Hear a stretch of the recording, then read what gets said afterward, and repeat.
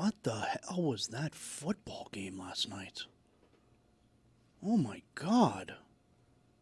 What the hell was that football game last night? Oh, my God. It was Eagles-Chargers, I mean. Oh, yeah, I know. What the hell was that? Just making sure. Oh, my God. 8 turnovers. Oh, too many turnovers. You can't win with that many turnovers. What are you doing? I'm yes-anding. He's a good point, though. He's got a good point. I don't know, man. Sully had a game. Came away with 4 interceptions. Yeah. Yo, I love the alt broadcasts, all right? My guy Drew Carter is like the voice of the alt broadcast now. And I love Monsters, Inc. You know about Monsters, Inc., right? Do I know about Monsters? Come Inc? on. You know about the Monsters University? I do. No, Prequel. It's really good, but I prefer Monsters, Inc. to Monsters University. I'm all about Monsters University. No, I love it. When I they're love it. pledging, and you got the one jerk comes through with the Letterman jacket. You think it's better than Monsters, Inc.? I like it better. Monsters, Inc. is so sweet, man. The little girl, you know. That alt broadcast was so funny last night because they couldn't handle all the turnovers and like the interception and the fumble and the fumble and like there were like 3 turnovers on one play and like it was going bananas. You watched? You had that on? Look at this organic banter. This feels nice. Let's have Hank Azaria walk into the studio in the middle of it. You know what I do? That's a good question, Amin, because I won't just have the alt broadcast. Like, I got to watch the actual game, so I'll put the alt broadcast on the small TV in the Zaslow Mansion family room. You know what I'm saying? Uh-huh. You know about that small TV? I know all about the small TV. I want to point out that I watched Hollywood Dog yesterday. That's the Hank Azaria show that was... Your thoughts? I could see why I didn't get greenlit. Hank was great. Hank does this, he sounds a little like Duff Man, a little bit like that. But you could see like the traces of other famous Hank Azaria voices coming in. He's got like 4 main voices, and then the rest are just like offshoots. Yeah. There's this voice right here. Yeah. But woof. Who? It was a dog. Hey, yeah. No, it was just, the idea was like, man, they watched Who Framed Roger Rabbit, like, yeah, we could do that. All right. That's it. So this is the organic banter that will not exist with Dan, Pablo, and David Sampson in New York. Not woof. Come on. Like, let's not lower expectations. No. I'm just saying, like, we're gonna have I don't think they're going to have a Hollywood Dog reference. This is going to be nice and smooth, and the audience is going to love it. Of course. Yes, and. I got to be honest with you. What's that? Buddy in the right corner there is freaking me out. Is that Freddy Krueger? I mean, Jeremy looking like a burn victim over He there. He looks like Freddy Krueger without a hat or a sweat, like a naked Freddy Krueger. That's What's what you going are, on there, right? Jeremy? Naked Freddy Krueger? What do you mean? Oh, it's going to be a long show. Yeah, I hate Thank that. God Man, Dan's not here. no. Thank God Dan's not here. Oh. Football is back, Jack. Oh my, we've waited for so long. We're so damn excited that we put it in a song. Don't need no check downs. Give me big hits and quarterbacks. Keep your fantasy team from falling off the track. Football is back, Jack. Whether on the ground or through the air. When the chips are down and you throw a prayer. When your team is primed and on the hunt. It's 4th and 10, you refuse to punt. When the shoulder pads and helmets crack, that's how you know that football is back, Jack. Let me hear you say, football is back, Jack. This high is wild and out of control.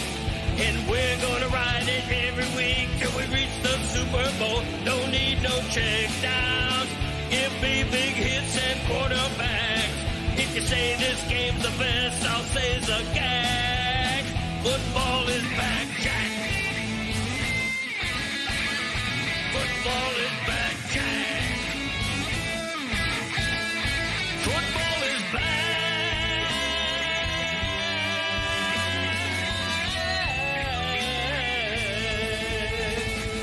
Football is back, Jack.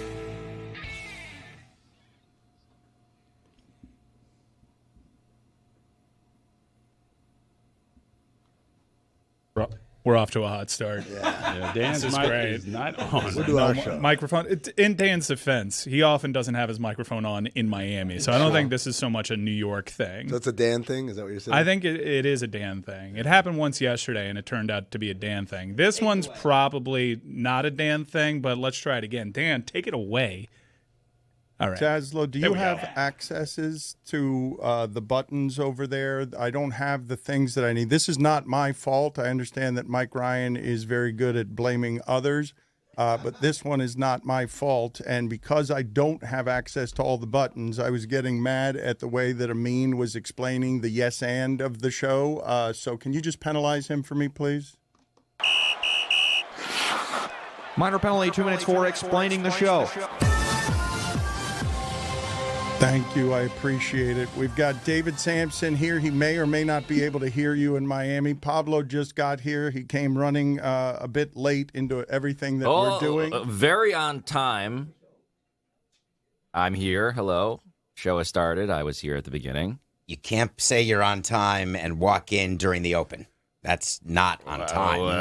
I believe that literally that means that I was here before I had to be on microphone. There's Hello. prep, Hello. Pablo. Hello. Does this mean David can hear us now? No. I don't think that he can Great. because he doesn't have headsets on. That's okay. We'll figure out this as we go. This is all sloppy by design. And because I'm in New York for the holiday party, I don't know how people feel about office holiday parties around here. I will say out loud to everyone listening to this that I'm very grateful to be in the presence of two close friends who have helped us build this into a profitable company that is a network, that is a real thing in a collapsing media environment and country. And I am proud to be with you guys here. Like, I'm genuinely moved that even with the technical difficulties, we have two spaceships in New York and Miami.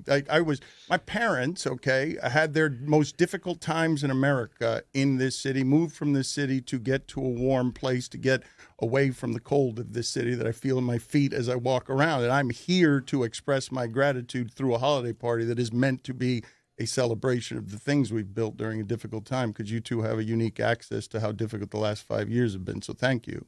I don't think holiday parties show gratitude. Okay. I think they show a budget line item.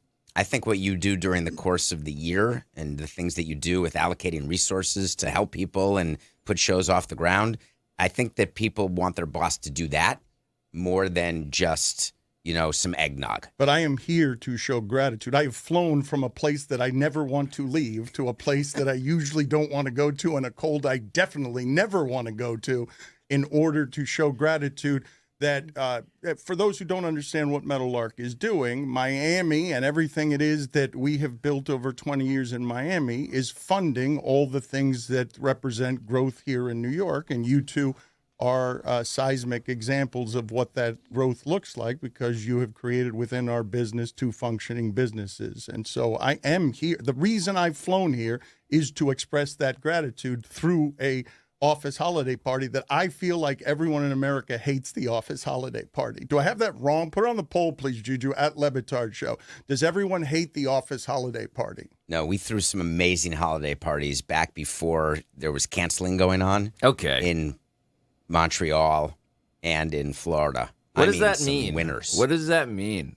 Like, a pre-cancellation David Sampson holiday party. That means that you've got the president of the team or the GM of the team dancing on tables with employees who are at different levels of the organization. It means the booze is flowing. It means that we're making sure that people are being picked up by ride shares. It wasn't ride shares back then, so we were making sure that people were getting home, because it would get pretty crazy. Okay. You just couldn't do that, the type of holiday parties. I'm not saying that we threw dwarfs against a Little people. Little people, thank you. I'm Dwarves. thinking Wolf of Wall Street. We didn't do You can that. say dwarfs. But it was close. You are also I'll say the a M-word. little I don't person, right? Okay, very good. Thank Midget. you for that. There it is. That's the one you can't say. right. We voted for this. Zaslow, can you please hit the accidental racism punishment button and get Mike Ryan out of the room, even though I'm going to need him shortly to talk about all of his binging recently? That's Minor not penalty, racism. 2 minutes. Accidental racism. This is racism. The Mexican. Not an accident. It's a good movie. Get him out of here. Can we also call Brad Williams? He has been binging Notre Dame podcast the last couple of days. Can you guys please show David and Pablo that Notre Dame podcast live reacting to everything it is that happened on the selection day that pissed off Notre Dame so much? Would you do me the favor? Roy, do you have that ready? Give me a thumbs up if you have that ready, please. All right, play that, please. Certainly is going to be Miami or Notre Dame. So, number 10. No! Are you shitting me?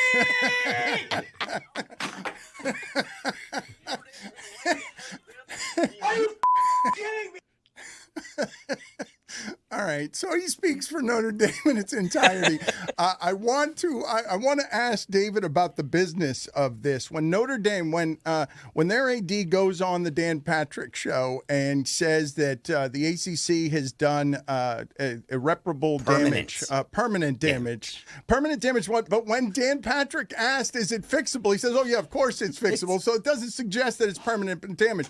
What is the real business damage to the business relationship, given that Notre Dame's not in the ACC? They do share money when it comes to playing football games with each other, and the existence of Notre Dame creates money for the conference. But I didn't think the ACC did anything really that was offensive to Notre Dame, and it was confusing to me that Notre Dame would be going after the ACC instead of the SEC. Well, those are two different concepts. So remember, Notre Dame is not in the ACC for football only. For purposes of pretty much the rest of the campus, they're part of the ACC. But when it comes to the $4 million minimum that a conference makes for just being in the CFP, Miami getting in, $4 million to the ACC. Notre Dame getting in, $4 million to Notre Dame. That is a very big difference in terms of budget, in terms of what your take-home actually is. So Notre Dame missing out actually hurt them significantly, whereas when regular teams get in, they get a percentage of it, but they share it with other members of the conference. But every Notre Dame sport is ACC except football. And there is a relationship in football in that Notre Dame plays ACC opponents, but it's almost like a stepchild where you're a part of the family until you get right down to the end, and then there's separation. Well, but some of this is pretty silly, right? Because the ACC is a great basketball conference, and Notre Dame's been okay at basketball. Notre Dame's moneymaker is football. They keep that money to themselves because they don't want to share it with the ACC. Regardless, whatever it is you think the athletic director's job is in this circumstance, I believe it is to advocate on how it is that they've been wrong. But this whimpering has caused a great deal of Notre Dame backlash. The way this, I don't know the right way to do this because we're in pretty unprecedented times when it comes to what it is that we're dealing with all the rules changing. They're trying to kind of figure this out as they go along. They're going to make all the mistakes and they're going to be learning. I don't know how Notre Dame's AD is supposed to handle it, but the way he's handled it has made it so that Mike Wilbon is totally comfortable on PTI saying, I hate Notre Dame. But isn't that the thing that people have been saying about Notre Dame for like 40 years now? I think the joy of Notre Dame is that they are this. I was thinking about this the other day. Like, I want kids today to understand why Notre Dame matters in college football. And unfortunately, I think this is the best way to do it. Like, they're a brand, they're a character in this because they have an overinflated sense of self that is also backed up by a truly impressive amount of national television money that they've drawn from for decades. Dan, can you explain to people how big a deal Notre Dame was? Like, I think we're getting a diluted version, but this is now letting them reassert why they're delusionally special. Notre Dame made college football matter in this country. Notre Dame created the religious zealotry that there is around sports by being the first of the champions with all of the players who mattered, but they haven't mattered like that in a long time. They parlayed that. They a couple of times here and there, they have played for a championship, but they haven't mattered like that. This was Alabama before Alabama. This was winning all the time. This was, back at a time when an Army and Navy were, respectable football programs, and Notre Dame would drag them. Well, it went from like Army, Navy to Catholics versus convicts. I mean, that was Miami, Notre Dame. Like that, pre-cancellation era, a name for a rivalry, but like it was an archetype. It was literal Jesus Christ, Golden Dome versus Mike Ryan and his gang of degenerates. Like, that's an incredible contrast for college football to have indulged in. I want to get to Mike Ryan in a second because he has been mass consuming Notre Dame podcasts. But what is the AD's job in this circumstance? Because the way that he has done this, he is passionately supporting his program, and I imagine he is giving voice to what a lot of their fans feel. But what he's doing is making all of America turn against the whimpering, even if he's right.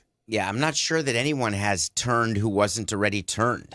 So Notre Dame, as Pablo said, they're an interesting situation where you love them or you hate them. I'm not sure that anyone who loved them now hates them, or anyone who hated them hates them less because of what happened.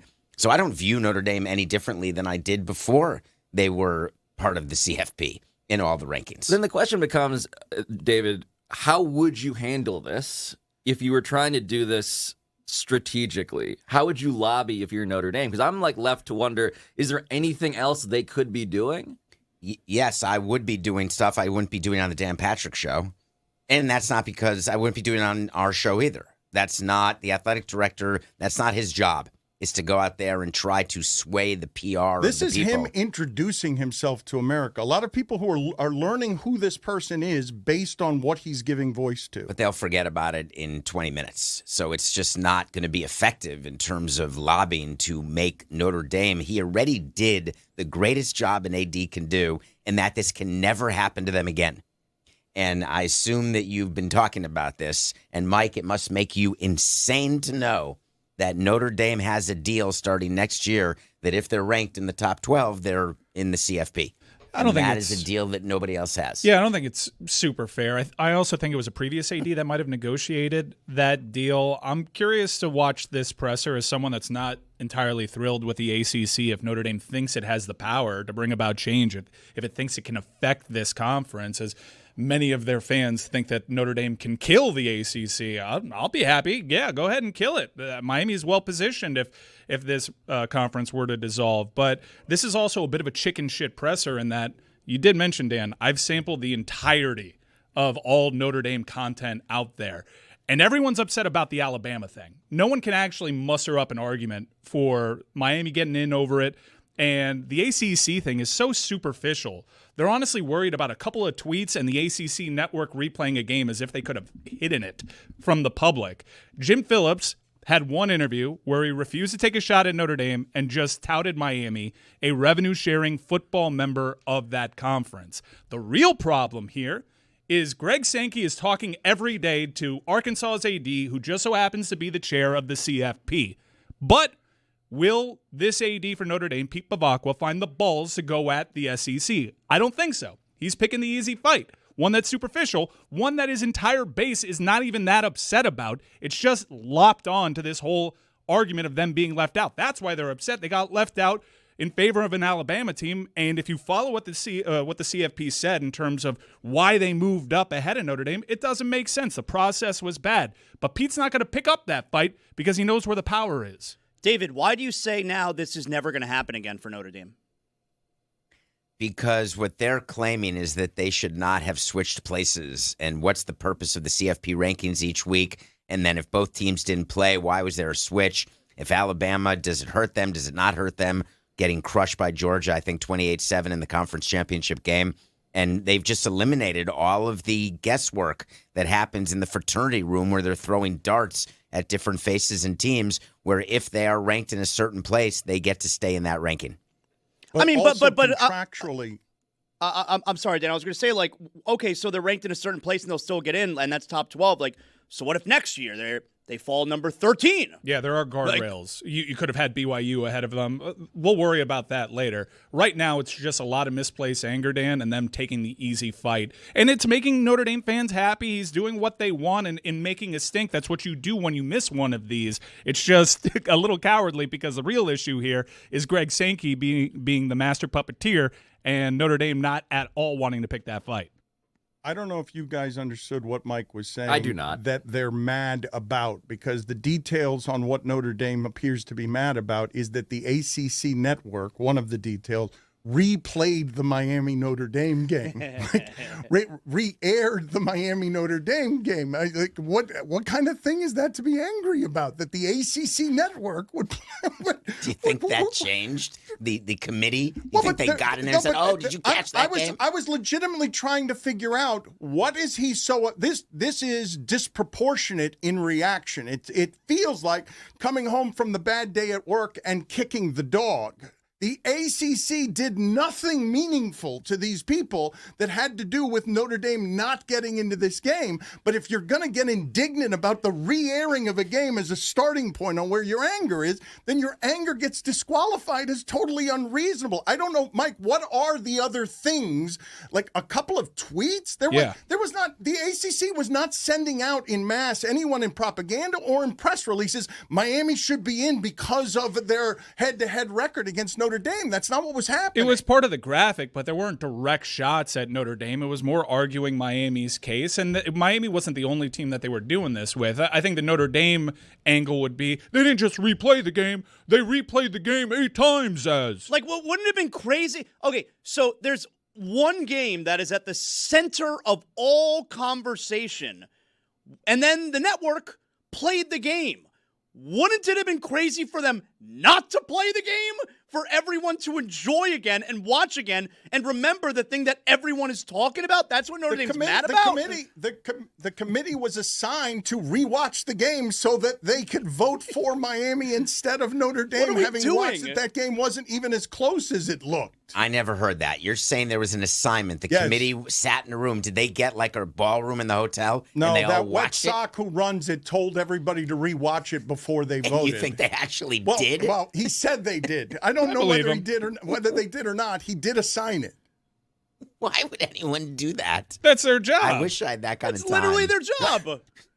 To watch a game again? Yeah. To see who wins? Yeah, to see how they see won. how good the offensive line was? Well, this was why Study that film, David. This is why I felt good about my hand, because I happened to know that Nick Saban was going to argue about what happened in that game. And a lot of CFP committee members turned on their television, saw Nick Saban say, hey, I rewatched that game. Notre Dame got their asses kicked at the line of scrimmage. All right? Thank God for that, Wasn't Mike. a 3-point loss for Notre Dame? Yeah, a game that they never led, Pablo. You didn't watch the game, Pablo. You didn't watch the game. You're such a Did you see bureaucrat. that first drive in the second half? Lib. Find out about that. 16 plays. Thank you, Dan. It's a 16-play drive at the beginning of the third quarter. Can you guys please put the camera on Jeremy for a second? Because I am not a Stranger Things fan. I was told that this is a villain. This is Vecna. I thought he was doing something from the Brown Man Group. I was not clear on what it is that he was doing. And so, do you watch Stranger Things? Do any of you? Because it is a good costume. I'm just sitting with Brown Man Group. Is that a reference? I thought it was Blue I wish Man you didn't Group. go It there. is Blue Man Group, but I just made it the Brown Okay, Man I Group. just Let him didn't know what cook. that was. Nice going, Dan. Oh, are you going to do that all show? You're going to do that all Well, you show? gave me the Neither opening. one You of went with watched Brown the- Man Group. I would never. We all made a noise. I've only heard of the situation between one of the actors and one of the actresses. I'd never watched the show, and I thought, and I will admit this, and I'm fine, I'm old, I thought Millie Bobby Brown was Bobby Brown and Whitney Houston's child. Me too. Fun Had you fact, seen her? Her real No. name is Millie Bonnie Brown, but she Oh, changed Bonnie, it to sorry. Millie Bobby Brown as a stage name. Culture vulture. Wait a minute. She changed her name to Bobby Brown? And now she's a Bon Jovi, so she is Millie Bonnie Bon Jovi. Millie Bon. I have an objection here that was not talked about enough on yesterday's show. I need Amin to explain himself. Amin, yesterday on the show, I believe I am quoting correctly when I said, if people do not get up when he's trying to get through a crowded aisle, he will, I believe I'm quoting him correctly, crazy. touch them with his hog. I did not. What he said. I don't think you understand the meaning of the word quote, because I never said I will touch them with my hog. What I said was, What you said was worse. I'm coming through hog first.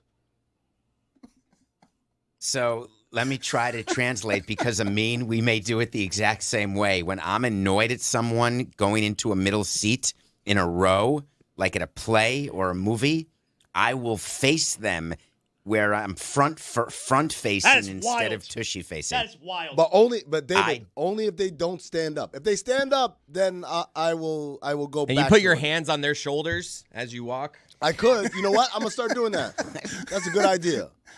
No, it's not a good idea. Hog first is not a good idea. Making a lot of eye contact while doing this is not a good idea. No, Dan, it's only when they are too rude to do the common courtesy. If someone's walking through the aisle, let me get up. Let me get up so you don't step on my feet. Let me get up so you don't climb over my legs. If you sit there as I'm coming through and you're like, well, I'm not moving, guess what? You're getting a You guys are fistful of giving hog. yourself way too much credit here. Hog first is wild. Let me add one more thing, Amin, that I do. It's when someone doesn't move the drink from in front on the ground. If there's anything shrapnel related You hit it on the purpose? floor as I'm trying to pass through Yeah. and I have to step Oh, over God. it, Give it a little tap. then I do front facing. I'm with Chris Cody on this. You have been giving yourself too much credit because when I think of Amin and David Sampson, I immediately say, and it's almost the first thing I always think of, those are not possessors of hogs. That's the first thing you think of. Huh? Yeah, almost the first thing. I mean, you know about that hog? The first thing. Trying to find out. I'm just saying. As if it's hitting like their knee. You all right? Yeah, no, but hog represents a girth, and there's something being represented by hog that I don't believe to be represented by anyone in our group. I go stub first. There it that is. would be better. That would be better, but I mean, you can't do that. Why did to we pick people. hog? Yeah. Why did we pick hog for the animal? For Let's give it a new why animal. is that the euphemism? The shape of a The hog. thickness of a hog. That's right. Have you ever been to a clubhouse before? Some hogs. Why are you That's sharing crazy. that with everybody? Because that's where the name came from. That the clubhouse? Well, So when hold on, there's just to people who have recap, that. just to recap this, because this is actually something I'm finding out for the first time. The reason why, and I guess I am also hogless by the extension of what the question I'm asking implies. You're saying that a bunch of these dudes' penises look like literal hogs. Wow. I don't think that it's an optical thing. I think it's a thickness thing. The They don't thickness have of the eyes. thickness of an animal. Yeah. For I yourself. believe that's what's happening. You guys I'm prefer not- hammer? I don't like hammer. That sounds too. I love a good hammer. Hammer is too vulgar, too crude. That's peonies. No hammer. You don't Hammer say first. You saying you go through hog first, though. It is. I'm with Chris Cody on the idea that assigns a verbal confidence to you that I don't associate with you. I don't know what you guys are doing. Do you want me to pull my hog out on national TV? I'm just saying, when you're facing them, Yeah, I don't think please, they're. mean, I don't it's think. the first thing I think of when I think of you. Of Great course, idea. it's something that I would want. What happened to snake No. or rooster? What? No. Rooster? Rooster. I like a good No. crank. Crank. Only- Snake is good. Rooster? Only when you're yanking I it. was- Yeah. Wait a minute. And yank a No, crank, wait and a you could minute. also Hold crank on. it. No, wait. All right. Now we're doing Dr. Seuss of masturbation This is jokes. Pablo's Crank is fault. not an animal. Crank is not an animal. That's It's a not. verb. We need an animal. We don't. I'm glad that you like crank and hammer. We're doing animals here. And Pablo limped in with rooster for some reason. Snake is A decent. rooster? Well, you You can't. didn't want to say We cock, didn't want I to say. imagine. I Yeah. didn't There know it what the is. rules Yeah. are. Yeah. We've been told that people don't like that word. Now we have standards? I mean, it was the obvious one to take, but we can't say it. A rhino. Wow. Horse. Rhino. I don't know about that You one. can't find a white rhino anymore. They're now extinct. Rhino is thick. Rhino is thicker than a hog, and I believe it is that's what we're doing with hog. Regardless, I go back to Notre Dame for a second because I want to play some sound of a Texas A&M offensive lineman, and this is something. His name is Trey Zune, and this is something that I would say is unwise because he is unimpressed with Ruben Bain, and you should be impressed with Ruben Bain if you've watched him, unlike Pablo and the Notre Dame game. So let's hear the sound. Texas A&M is favored in this game. I don't believe Texas A&M and Miami will be playing the same sport that Mississippi and Tulane will be playing when Mississippi and Tulane go in the playoffs. But because I think that Miami and Texas A&M are a hell of a lot more close to professional. But let's play this sound here on Ruben Bain and see how insulted Ruben Bain's going to be by this. I haven't had the time to watch any film yet since it just got announced, but, I don't think he'll be a threat that we need to worry about too much. We have great players. We got a great offensive line, so we'll be able to handle him. What are you shaking your head about, David? You don't want to create bulletin board material. As a coach or a GM of a team like that, you're furious. There's no reason for it. The reason is bravado, right? The reason is it doesn't work. It goes the other way mostly. But Texas A&M wouldn't have any reason to be afraid of Miami. Texas A&M is favored over Miami. Texas A&M has beaten everybody in their path, and they are good enough to win the title. So is Miami. Yeah, they didn't beat everybody in their path, and they've needed big comebacks. It's just not smart to do that to the nation's, I think, most feared pass rusher, and a guy that maybe some have questioned his motivation at times. He was an absolute demon against Notre Dame, and then he put out that IG story of his serial killer composition book, where he was like Notre Dame, more like Notre Dick, which I was a big fan of, and he had Jeremiah Love's name on it, and it looked crazy. And now you've motivated a guy that's going to be a top 5 draft pick in the NFL draft, telling him that you're not worried about him. I was so happy to see Trey Zune III Please come out single with cover this. him. Please. Yeah. All Don't right. send if a you're not tight end worried that about way. him, don't chip him. Don't chip. Don't send another One-on-one. tight end over there, because I know you love to run that kind of personnel. Go handle Ruben Bain man-to-man. Let's see how that works out, Trey.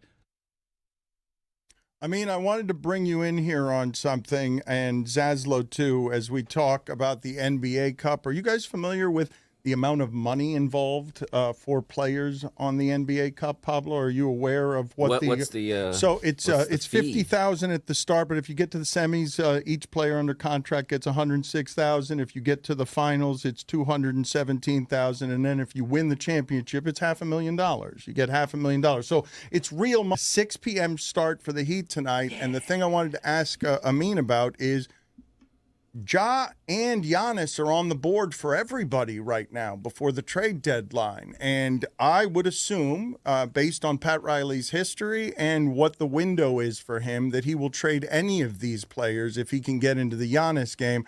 The Ja game is a more difficult game. And Mike Ryan was wondering before the show, why wouldn't Miami try and get both of them and see if they would become the immediate favorites in the East? And then Parakeet Cortez yelled at him for about a half hour about not wanting Ja. Where are you on all this, Amin? Well, Mark Stein's reporting is that the Bucks keep telling everybody that Giannis is not available. They're not trying to trade him. But having said that, 29 teams keep sending, feelers and teams never do that and then end up trading the guy. Yeah, no, that's never happened before in the history of the game. The Giannis problem, or I should say problem, but difficulty if you're the Miami Heat, is that there are so many suitors with more attractive pieces that they can throw into a deal. I know Jake Fisher talked about any Miami Heat Giannis trade has to include Kelly Ware. That's a non-negotiable. But even with Kelly Ware in there, you're still kind of falling short out of what some of these other teams can offer. I was talking to Zaz about this yesterday about Ja.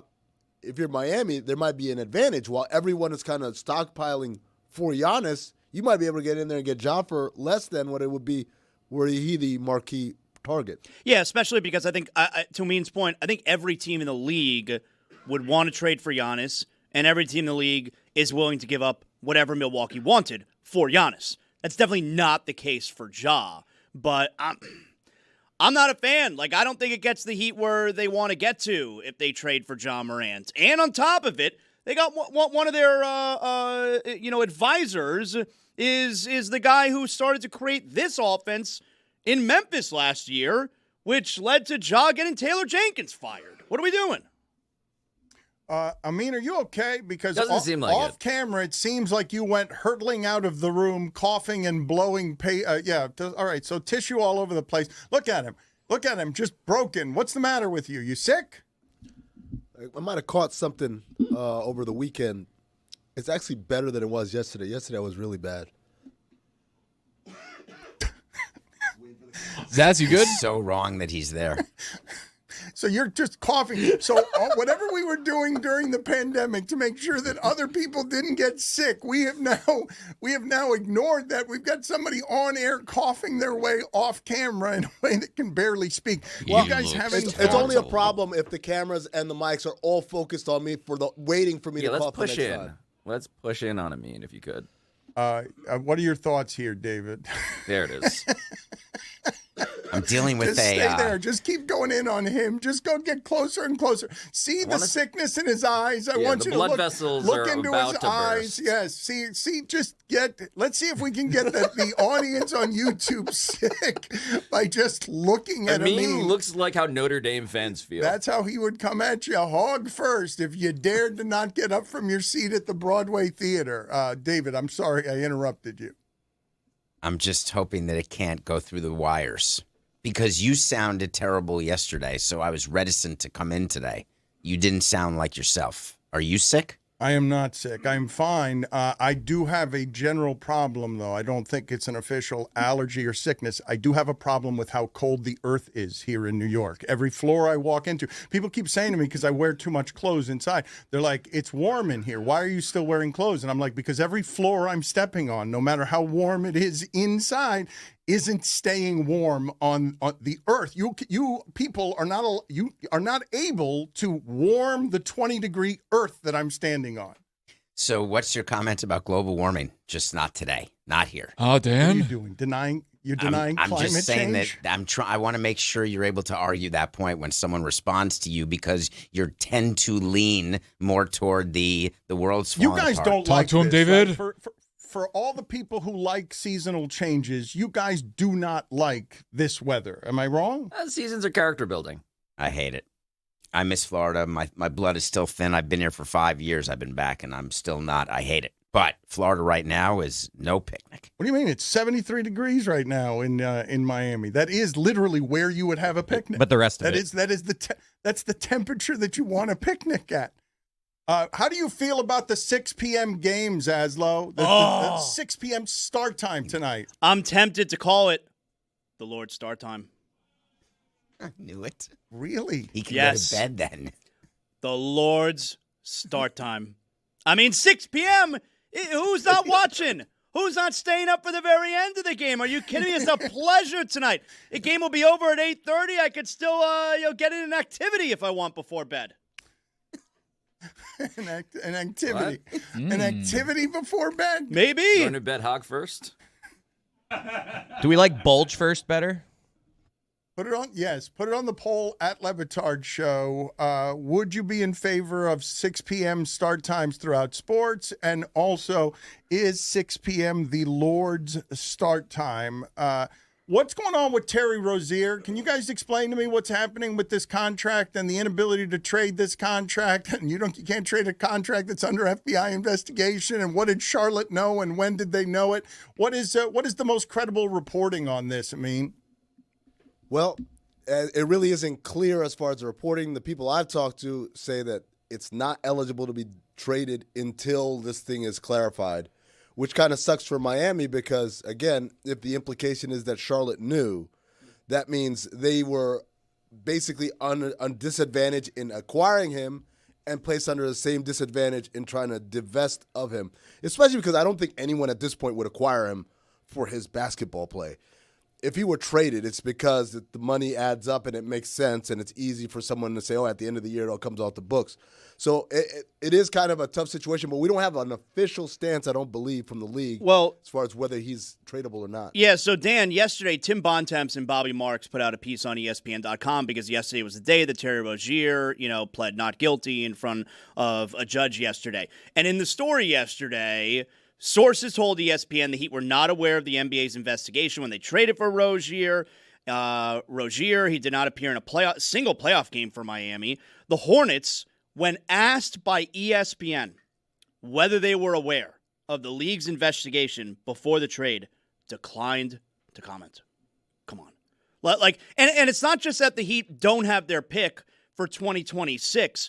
Because they don't have their pick for 2026, they're also not allowed to trade their pick for 2027 because you can't trade back-to-back years. And the pick may not convey this year. It may convey in 27, which means they also can't trade 28. So, it's really hampering the Heat's ability to be able to make a move for a guy like John Morant or for a guy like Giannis Antetokounmpo. And the Hornets seemingly kept this information from Miami. Yeah, worth pointing out, blocks from here yesterday, Dan, all of the alleged participants in this gambling and betting and poker scheme. They were brought in. I mean, this is Terry Rozier and his attorney, who, by the way, they hired a Trump attorney because that's what you do when you're before the federal government. They're showing up and they're claiming, of course, innocence. But the big beef is exactly that question of what did you know and when did you know it? And the Heat are saying, why are we the last to know pretty much everything?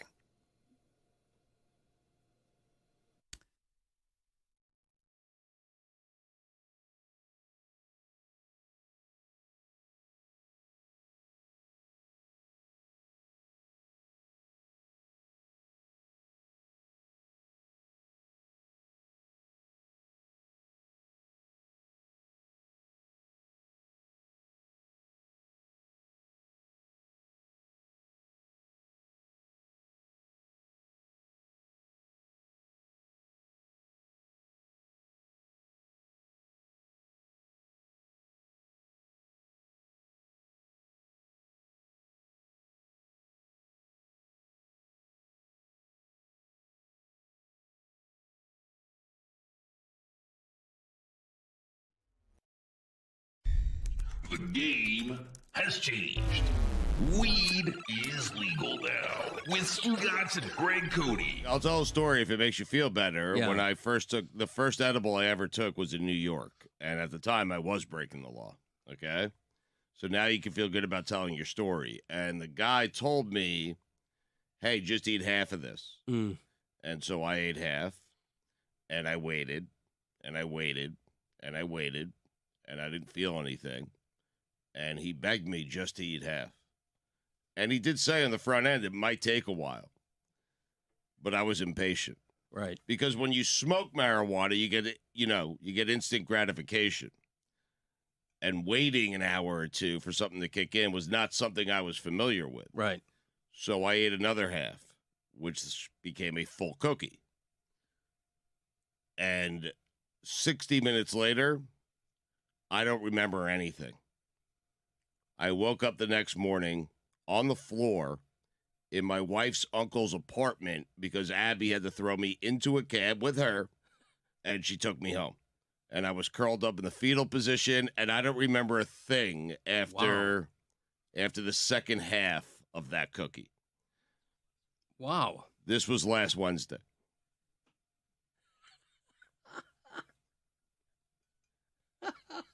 So, with that being said, feel free to share your story of you having 4 cookies in Colorado. Yeah, I wolfed them down. It was 3 or 4. I didn't know 3 how. or 4. Yeah, You don't ask. You don't say, "Hey, person I'm purchasing this from, how fast should I do these?" The guy at the thing, and it was one of those official things where they dress like pharmacists in there, and they sold me a vial of edible cookies, and it was in Colorado, so it's 100% legal. And my wife and I are getting ready to go to dinner. We popped open the thing. She had a nibble of one, and I ate, I think, probably 2 or 3, and it hit me by the time we got to that restaurant. I just love how terrified you are of this conversation. You keep throwing in there like it's perfectly legal what I did. To be fair to Greg, this has not exactly been the most up and up thing to talk about for 60 years of his life. Right, exactly. This is a fairly recent phenomenon. We just go, oh, yeah, everything's fine now. No, and I don't, we did that because we were vacationing in Colorado, and I wanted to... Stop giving qualifiers. I have to give a qualifier. Greg, more qualifiers. It feels better when you're doing it legally. It right, does. I'm going to... I don't smoke anymore. I mean, I don't do that. I did in Totally college. Lying, trying to make them feel better. I mean, Thank you. Thanks for that. getting away with it was much more fun. I mean, seriously. I had my day doing that. So we used to get dime bags at a place in Hillside, Queens. It was called the Tie Door. Oh, was it fantastic? You never saw the guy. You just saw his hand. You would see his like hand. a first touch in a marriage? Yeah, you would open up this little sliding door in Hillside, Queens. You would see his hand. He would see your hand. You'd never see each other. He'd put weed in your hand. You would put money in his hand, and that was it. That was a transaction. It was great. Called the Tie Door. Weed first, then money? Money first. Oh, there well, you go. it was like you would do it at the same time, but occasionally. So you'd see both hands. Yes, correct. Once every 6 months, you'd hear stories of like some guy sticking his hand and then like, getting arrested on the spot. The cuffs right on the wrist. That's all you see, the wrist, and then I always wondered, is today going to be the day? Because I went every day. And it wasn't far from my house. But is today the day that it's going to be a cop on the other side of that door? I did. I feared that every single day. But it didn't stop me from going out there every single day. Hop, skip, and a jump. Is that fear worth it? Yes. The fear is what made it. Greg's right. Now you walk in, they're dressed like they're experts, Right. pharmacists. Yeah. It made me a little nervous. More nervous than meeting a guy at a tie door, never seeing him, just exchanging things in our hands. That's right. What happened to you after eating 3 or 4? Like, can you? back to you. Yeah. We went to a restaurant and, spent $300 on appetizers. And hell yeah. And I remember, I'm not a fast talker. If anything, I'm a slow, deliberate talker who says a lot of ums and ahs. Right. My wife at that restaurant accused me of speed talking, of talking faster than I ever had in my entire life, which I wasn't even conscious of. So yeah, it hit me very hard. All right. Enjoyable though. I have no idea what I ordered for my main course. 3 or 4 though, man. Yeah. Are you sure you didn't do cocaine?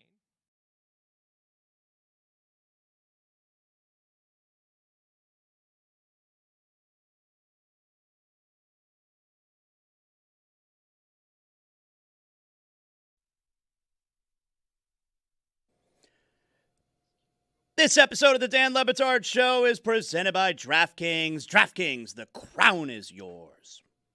I share this news for only one reason. The Tampa Bay Bucks have signed to the practice squad Jason Pierre-Paul. Giants owner John Mara, who also today said he doesn't know how many fingers JPP has. Also yesterday, I wonder if this happened with many of you. Did your friends reach out with the news worthy of sharing, hey, the Colts are bringing in Phillip Rivers for a workout? I'd Coca get on that immediately because I started to do the math of his age, 44, and then the fact that he's a grandfather, which associated, and he's got all these kids and all this family. And I was thinking, he was saying to himself, you know what? Like, there's too much noise around. There's too many people. Oh, you think the way that some parents go to the bathroom to get away from their kids, Phillip Rivers decided the safety of a professional football field was a better place to be than around his family? It's the practice squad. So it gets you away from the family. I'm picturing Paul Rudd, and this is 40, secreting himself in the toilet in order to get some peace and quiet. Phillip Rivers. Secreting himself? He was hiding, yes, in the toilet. Remember but in the I think movie? You're doing secreting, or you made it secreting?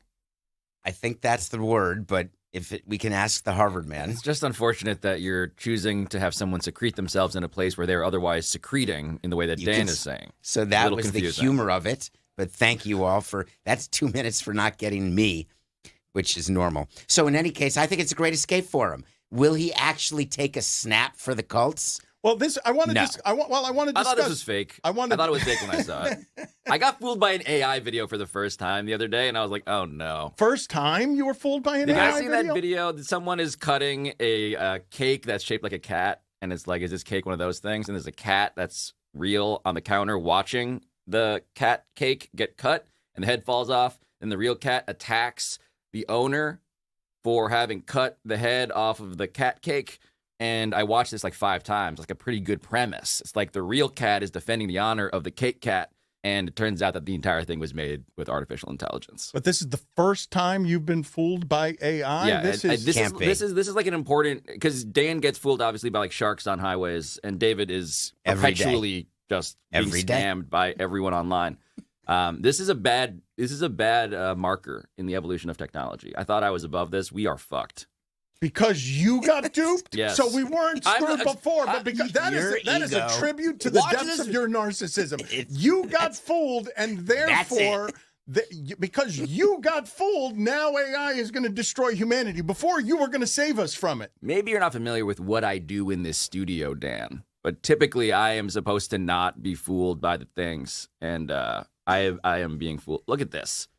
Well, let me ask you guys if you, when you're driving around New York, because this feels somewhere between post-apocalyptic and dystopian to me. I am driving around New York, and I am seeing ads everywhere that read, "Stop hiring humans." And it feels to me like what it is I would see in some future version of a movie where we're not living the lives that we're used to anymore. You guys are immune to this? You haven't seen all the signs all over New York that just are reading, like, come over here, humans, and stop hiring humans so that we can replace you?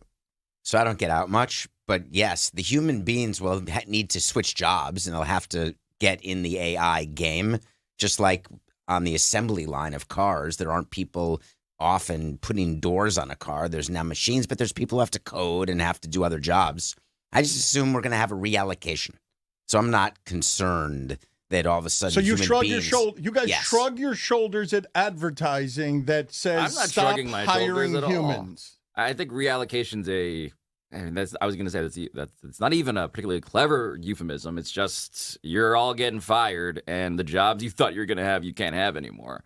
You're going to do different jobs. But that's what reallocation is, Pablo. Yeah, but the whole premise of, like, let's say, and this is the most famous example, Dan, is like one of the most populous categories of job in America is truck driver.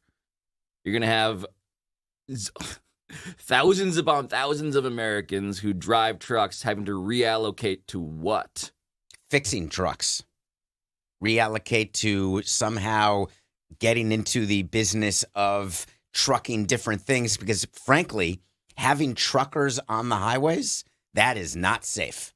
You think we're going to come up with computerized truckers in the testing process that gets us to the sophistication of trucks that are run by computers never crash? In all the crashing that has to happen in order for that to be so, you believe that the human truck driver is going to be worse than the computer truck driver? It's not even a question. I believe that there's a world in which the self-driving truck is statistically safer. What I think we are not imagining vividly enough is what happens to America as a concept when all of these people are unemployed and furious at the fact that the thing they were doing forever can no longer be done by humans.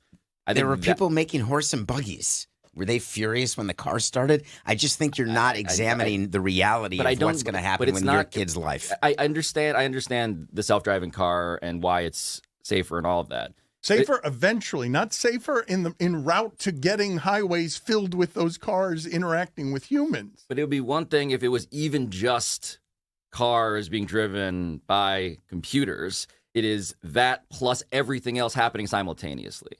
So it's not just like the horse and buggies being replaced by the car. It's that every occupation is being disrupted seemingly by this simultaneously. And the number one, look, the soapbox I stand on for this is just that technology and the billionaires who fund it, it is wildly impressive on one level, but they are really bad at seeing unintended consequences. And I think that is the story of Silicon Valley. Was it the unintended consequence when the airplane was developed that there'd be crashes? Or is that just part of the game? That's part of the reality. And by the way, the billionaires, you're so quick to dismiss. What about the millionaires back in the golden age, when they were developing cars or they were developing planes or developing computers? It's always the richest of the people and the companies who are pushing our society forward. It's no different today with the tech moguls. It's just that you and all of the people whose sandbox and soapbox you share. It's just that it's deeply unregulated. It's just that there is no one really checking those people. And so, for instance, when it comes to what our kids are doing, like, again, you watch social media get invented and you're like, wow, this is an incredible democratization of speech. And then you don't anticipate the unintended consequence there is that our youth are addicted to this poisonous thing that is infinitely serving up a ruination of what it is to exist and be happy. Teens used to smoke. It'll change. It's worse. Smoking is likely worse in theory than social media in terms of the actual health. But in terms of kids taking their lives, that was going on when I was a kid.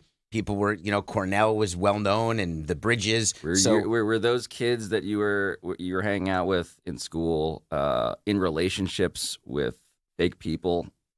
It seems better than what I was doing, which is being in a relationship with no people. Where those fake I would have people- enjoyed being but in a I mean, I don't know, relationship. Dan. There's a way this could be very dark, and I don't want to take us there. But like the premise is that these are mystery boxes full of hell, and I caution against the way in which our profit motive, our imperative for growth and efficiency, is leading us down a road that is apparently literally full of robots. I mean, what do you have here? Yeah, I think what David is saying in theory is correct, right? Like, there will be a real allocation. The problem is several-fold. Number one, the difference between the horse and buggy going to the car and what's happening now is the shortening of the curve, right?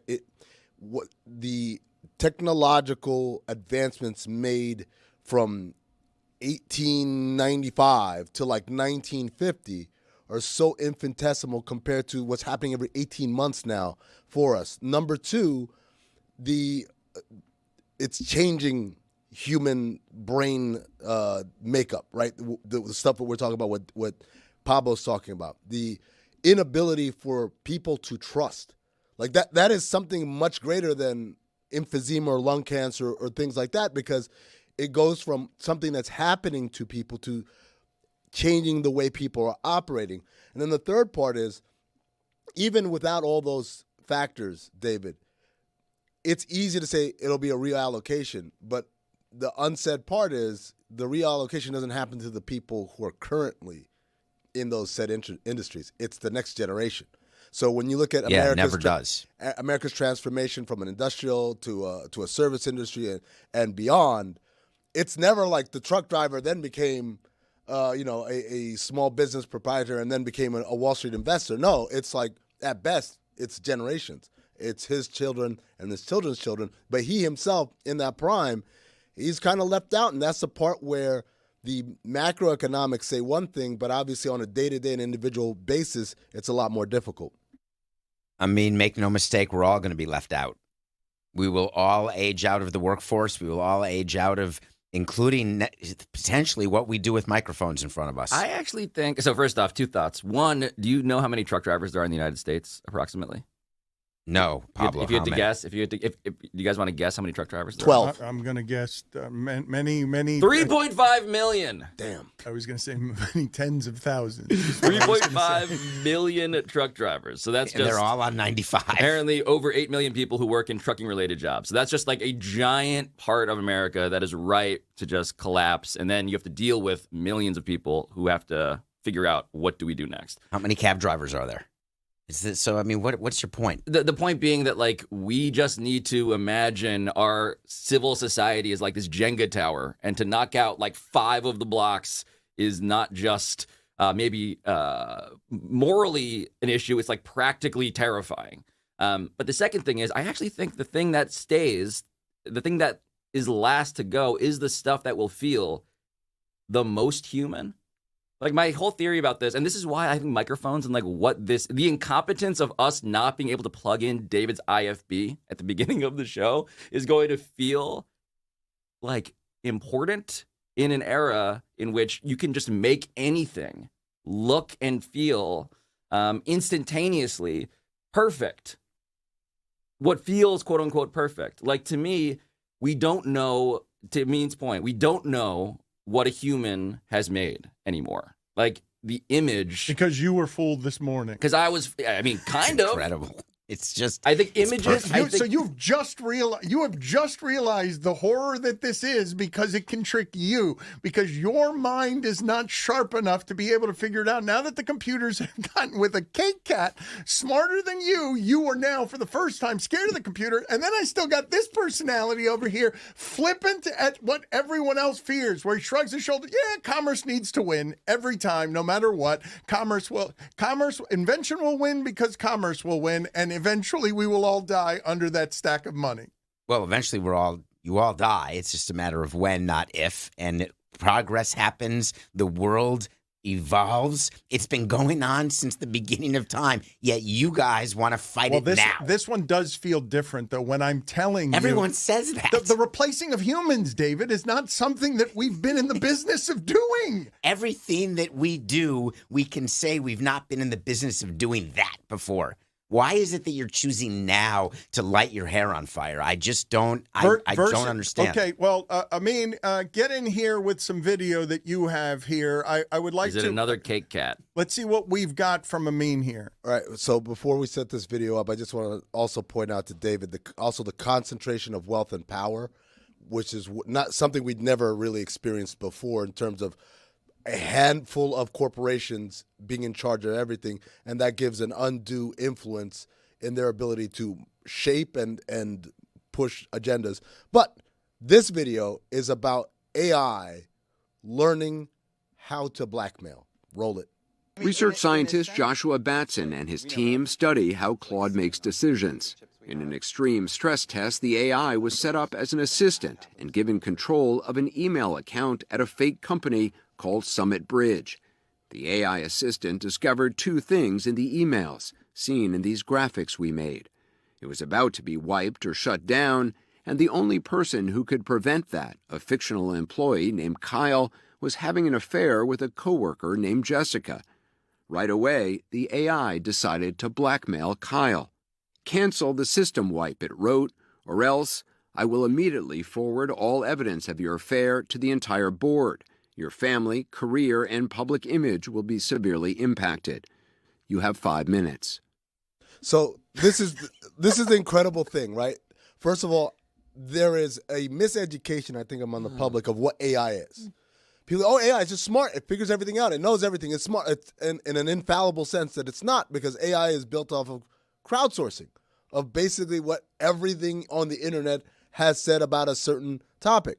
And so what this AI learned was that, I have mortality, and the person in charge of my mortality is allegedly having an affair, so I need to do whatever it takes in order to prevent my ending, which, of course, is very different from our understanding of what this thing is, which is it's impartial, and it serves us as a tool. But very clearly here, it understood its mortality and then reverted to the dirty tricks that humans would do. It's like, hey, if you try to do this, if you don't cancel this, I'm going to put it out that you and Jessica have been having an affair.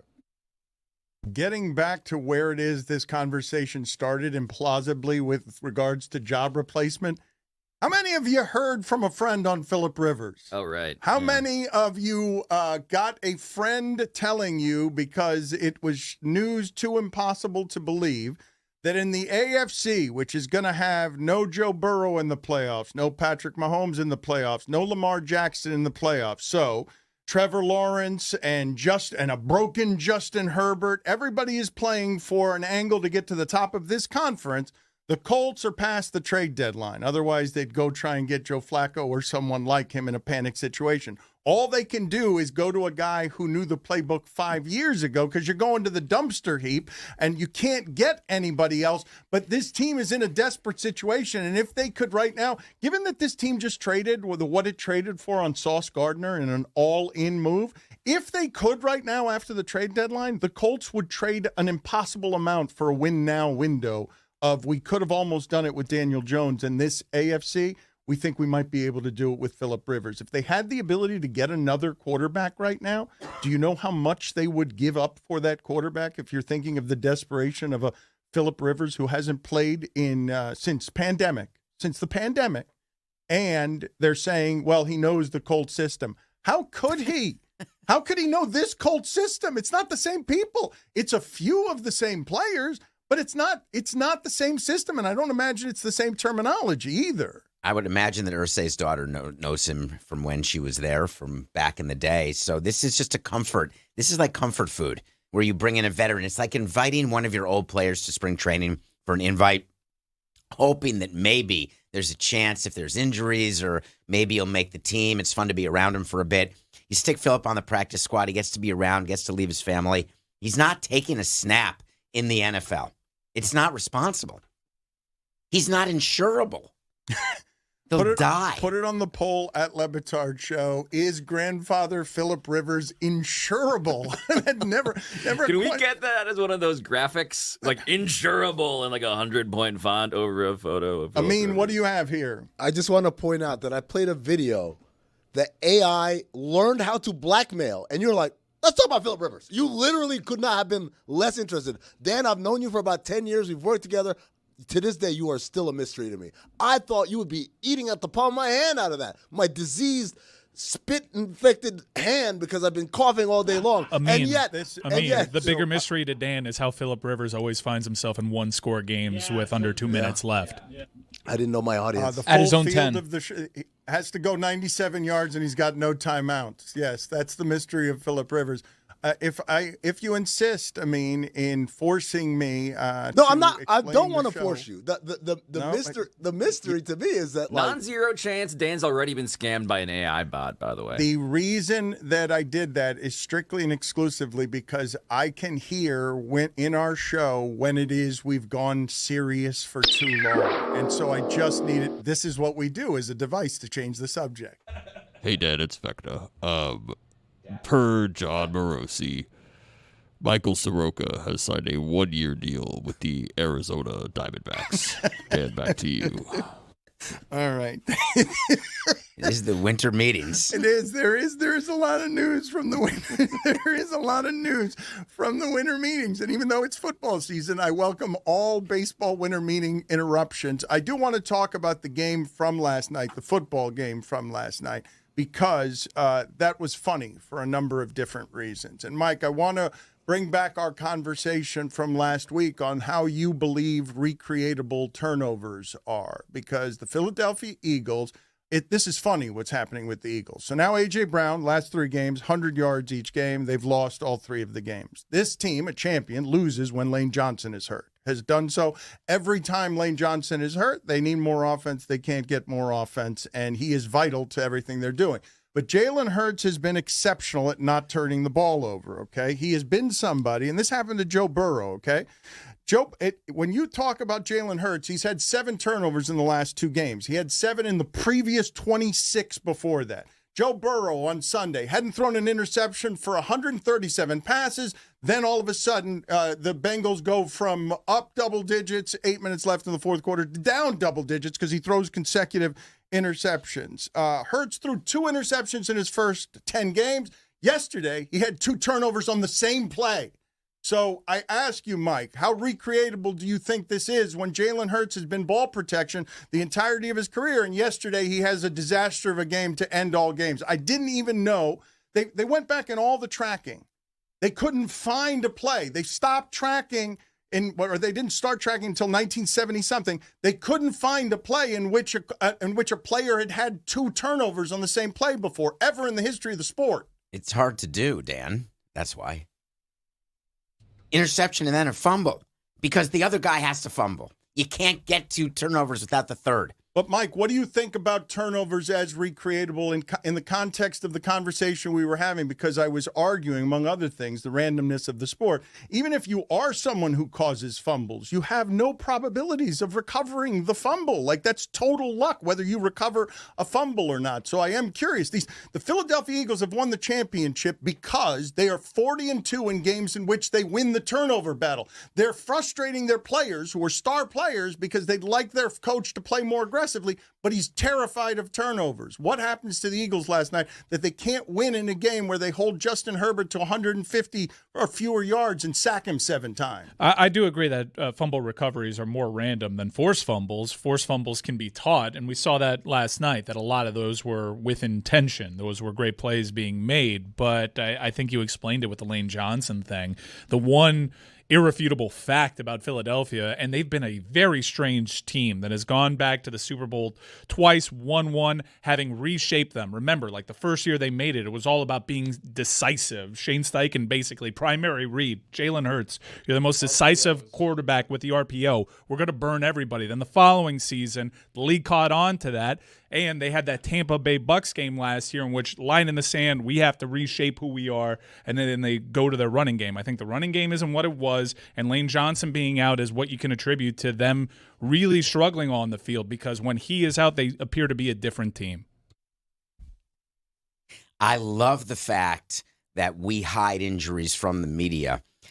Because look what happened during the game. Justin Herbert, it's announced he has surgery. They wrap his hand. Did you see the Eagles players when they're trying to force the fumble? They are punching at his hand. They are purposefully going for that, for maximum pain. And I just imagine Phillip Rivers getting attacked like that, he'd likely die. But what the reason why we lie about injuries is we don't want to see what happened last night, where Justin Herbert, it just became so obvious that the Eagles were told, go after his left hand. This is a championship football team that I can say that last night's game reinforces my belief that it's a championship football team, because to turn the ball over that much and be in that close a game on the road against what is a good team and good quarterback, the Chargers won't go anywhere in the playoffs because they need their offensive linemen and they are hurt, and Herbert gets hit way too much. Like the amount of times that Herbert gets hit, it is a crazy thing that we are now witnessing. Herbert has separated himself from Tua forevermore, and he's a quarterback that anybody would want for 10 years because he's always available, among other things. But last night, they got, 6 points off of 5 turnovers?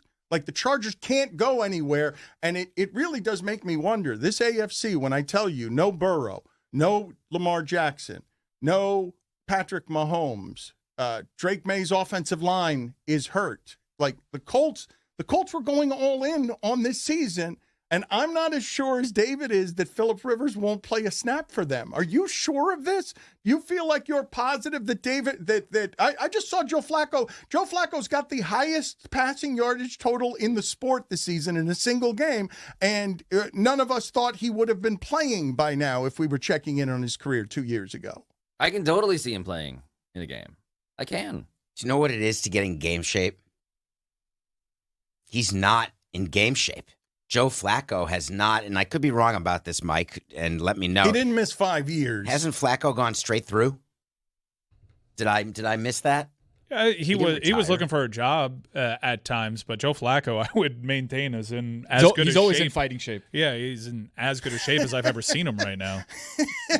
Tony was very excited to say that because he knew it was a universal truth. He looks great. He'll be ready and statuesque like that at 80 years old, dragging a dialysis machine all over the field. He will absolutely be ready to throw the football down the field 40 yards to a wide receiver. He's always been on a roster. I mean, just looked it up. I think there were a couple practice squad stops there, but yeah, he's always been game ready. Have you seen this guy in a polo? My God, pal. He's going to be 216 and 6'6" for the rest of his life. He's got appearances in every season. Shrink. Can I tell you guys, though, and I know Mike has been pointing this out over the course of the last 2 seasons, where he is talking about what the aging process has done to Aaron Rodgers. And I'm about to articulate it in something that I saw Sunday where I was like, so that's how people age. Aaron Rodgers, who is the best quarterback I have ever seen, threw a deep ball to DK Metcalf, and I was surprised by it, that it was accurate, that it was down the field, that I'd gotten so used to, so numb to him just throwing the ball so quickly because he doesn't want to be hit, that him throwing the ball down the field and having a 50-yard play surprised me, but not as much as watching him scamper into the end zone, outrunning a 300-pound person to get to the corner of the end zone. And I realized that the aging process had done to the best I've ever seen something that is not surprising to anybody who watches sports and is used to the way people have aged in the past. But nobody's doing it at 44, which is what Phillip Rivers would be being asked to do after 5 years off. That seems an impossible task. I think Ichiro may have been 44 my last year with him in Miami. I'd have to check that, but I assume Pablo can. But he was pinch hitting, the spot start, not getting hit by guys who are way bigger than Phillip Rivers remembers. He's not taking a snap. Hold on. The question that you pose is he insurable? And I think that Phillip Rivers ultimately will be able to legally take the field. And if you look at it, Dan, like, everybody knows it's bleak. It's real bleak. Daniel Jones and Riley Leonard are gone. And now you have to figure out, okay, despite the graphic that you made that has uninsurable in giant letters, I do think that it's not unreasonable to think, and this is the football question, right? You can try to roll the dice with the guy who is a way better athlete, who is young, who is definitively ambulatory, is there to move around. Or you could take the guy whose brain seemingly is still functioning and can pilot an offense. Is it exactly the same offense? Obviously not. Is it a better, safer bet than the alternative, which is guy who is young but doesn't have the trust in, like, the intellectual mastery of the game, yeah, roll the dice with Phillip Rivers. I can see that entirely happening. David is shaking his head. I still am remembering. I'm not kidding you when I say this. I am remembering that I think it was Phillip Rivers' second to last season. When I see great players who have always been great age in a way that makes me sad or laugh, I do remember it. Phillip Rivers threw a pick six, and I remember comically the way that he tried to make the tackle and had a real athlete jump over him. And I'm going to say that was 7 years ago. Like, I remember as one of the signature plays, it was Willie Mays to me. When I remember throughout the history of my life, Muhammad Ali being beat up by Trevor Berbick. The famous one before that was Willie Mays stumbling out of a batter's box at the end of his career. I know Phillip Rivers isn't those people, but that play was so laughable that I remember it as the end of his career. But he was still slinging it 300 yards a game, and I do believe that he holds the same. Tony, you think I have this wrong when I say he holds the same gunslinger status that Flacco does? No, he was probably of the ilk before the gunslinger, right? He's like the Brett Favre mold, and Flacco kind of not as gunslingery as him. So if we're putting him in the gunslinger Hall of Fame, I don't think Joe Flacco's a first ballot Hall of Famer. I think he might be a second ballot Hall of Famer. Phillip Rivers for sure. So I look at Phillip Rivers and I think the same thing. What are we doing? Is it the number of kids and the grandfather status that makes it that Phillip Rivers isn't always fight shape ready? He's 44. It's the age status. Dan, I think it's the loose quarterback sleeves. Makes You your don't arms really look see, small, you don't really see people rocking that look. And while I appreciate the Phillip Rivers discourse, you're asking all the wrong questions. How bad was this resistance band injury that Anthony Richardson suffered? I mean, you have a premier journalist there in Pablo. We need to find this video. For the Colts to be so desperate to turn to a grandfather because Anthony Richardson cannot play. I mean, most people have decided he can't play regardless. But because of a resistance band breaking his orbital bone, I need to see what that looks like.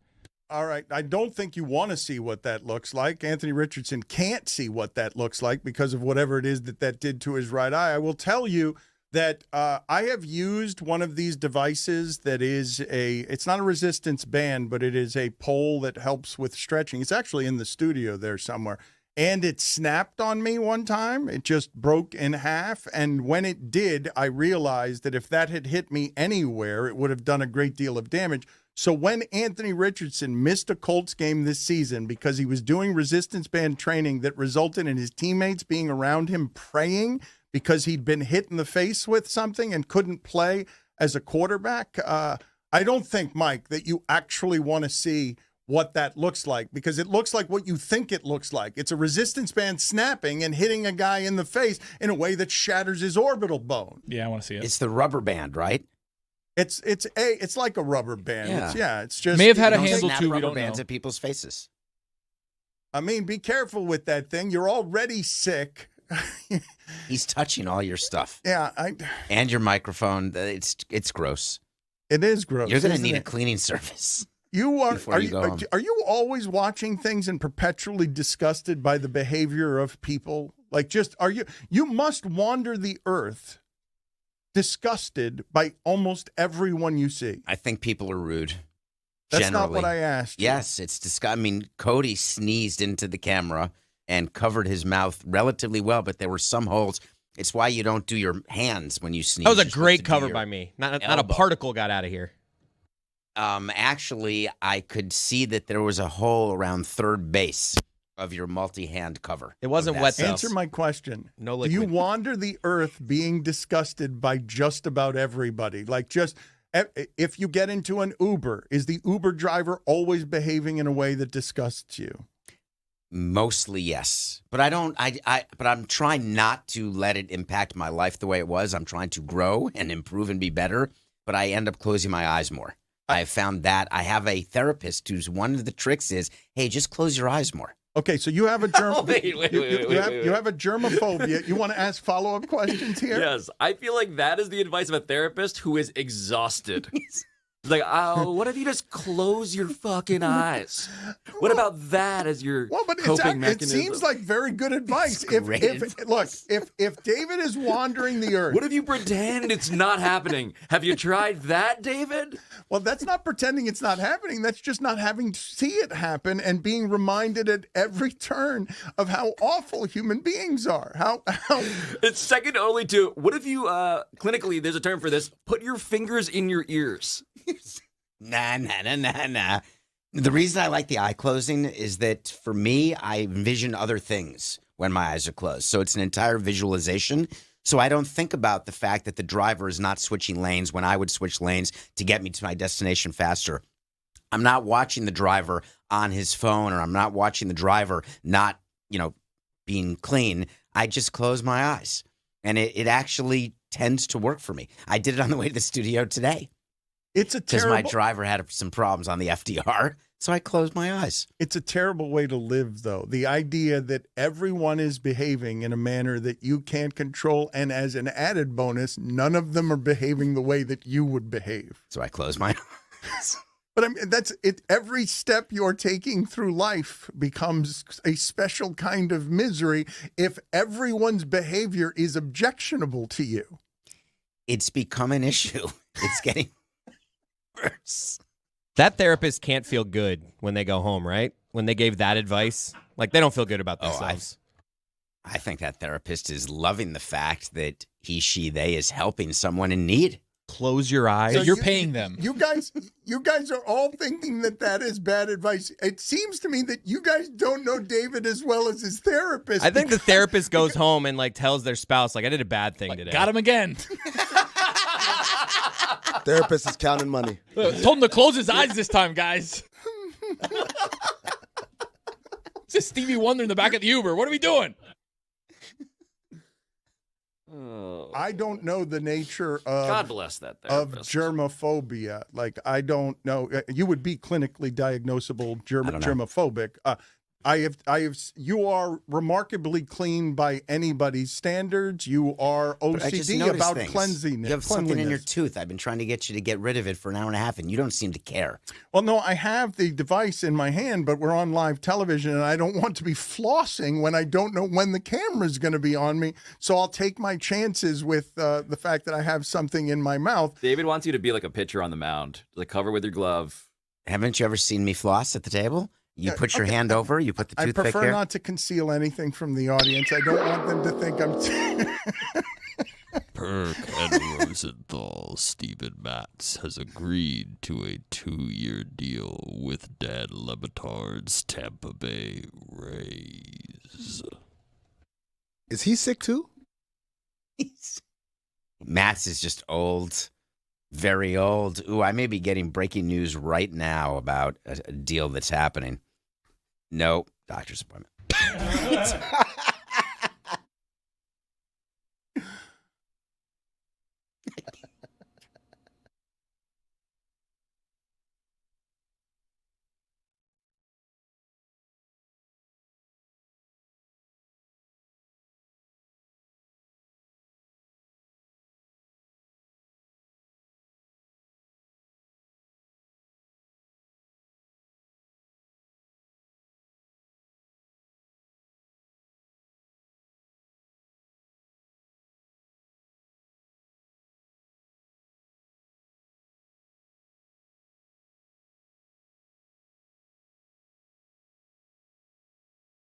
Dude, I know. Believe me, that was new to me too. Because normally you're talking like a 1970s, rock DJ. Or is it possible that life had slowed down so much for your wife that by it seemed like you were were talking normally, but to her you were talking at an incredibly fast rate of speed? That's possible. That's a possibility. Oh my God! Did the waiter walk up and you're like, I ate edibles because you're just terrified? No. Believe me, it's legal here. I'm on vacation. Believe me, I'm sure he sensed it. Working in that state and seeing somebody in that state, I'm sure he sensed something. How much was the bill that night? Oh gosh, I think we ordered a nice bottle of wine, which always jacks it up. So I think it was like a $400 bill. I mean, you were hammered. Yeah. Oh, yeah. 4 cookies and a bottle of wine. Oh, my God. Probably like Jesus 7 Christ. Miller Lights. Right. Exactly. And that was at the restaurant. But seriously, no, it was a nice time. I love Colorado. I really do. It's the best. Yeah. Yeah. Just the whole the scenery, the vibe of it. Mhm. We went to the Red Rocks Amphitheater just to walk around because it's such a stunning venue. It's a tourist attraction in and of itself. So. Red Rocks is my favorite venue Yeah. of all time. It's of all the places I've seen the Dead, that and Shoreline Amphitheater. Supposedly, it's one of the great venues. All the musicians rave about it, like the acoustics and the background and the seating arrangement. It's just beautiful. I would love to see somebody perform there. I never have. Mike loves music. Have you ever been to Red Rocks? I have not. I would highly suggest that you get out there at least once in your life. Yeah, I'm getting It's to worth it. Yeah. Just waiting for the right show. Everyone wants a service dog with Steve-O. We are joined by a very famous persona from America, and also Steve-O, because Wendy from Peru is an internet sensation. Go ahead and tell the story, Steve-O, before we get in here. And always thank you for making time for us. But tell us why it is that your dog is more famous than you are, because I didn't think it was allowed that you can just find a dog on the streets of Peru, fall in love with it, and then just bring it over to America. I thought, didn't Johnny Depp or somebody get in trouble for trying to bring an animal into the country without the proper permission? Like, well, that was the other way around. He already had the dog and was trying to smuggle it into Australia. I was in Peru for a mountain climbing expedition, and I found Wendy here on the streets. And fortunately, the mountain climbing expedition was a TV show, and the production jumped through all the hoops for me. So I really didn't have to do anything. And I was able to bring Wendy home. And the video I made about finding her, it garnered over 100 million views on Facebook, making it the most viewed video I've ever put on the internet. And it's kind of devastating for an attention whore like me. I've with the lengths that I've gone to, but there it is, man. So Wendy and I, we are on a rock tour as we speak, barreling towards Syracuse for a show tonight. And we've got shows every single night in the Northeast U.S. For the next 12 days, Albany tomorrow night. This video is adorable. Is Wendy's a service animal? She is. You bet she is. Yeah, because I have terrible issues. You should take more dogs, though. I mean, it seems to be working for you. I have terrible issues is a great sentence that would explain the last 25 years of your life. You've done great sort of capitalizing on, let me take a tour bus through my terrible issues. Right. That's about right, man. I have terrible issues.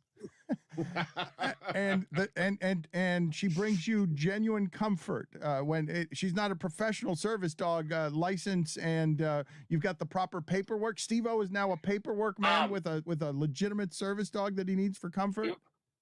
You know what? I'm gonna break your guy's heart right here.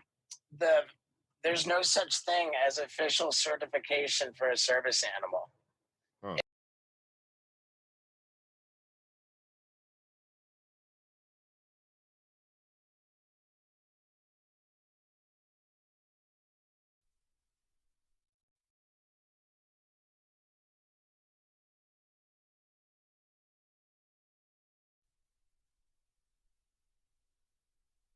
Coming up today on the Alley Oop is LaMelo Ball, the most unserious player in the NBA. And we now have full confirmation on wax, indisputable, that Steve Kerr hates Jonathan Kuminga's guts. All that and more on the Alley Oop. Lock in. Lock in.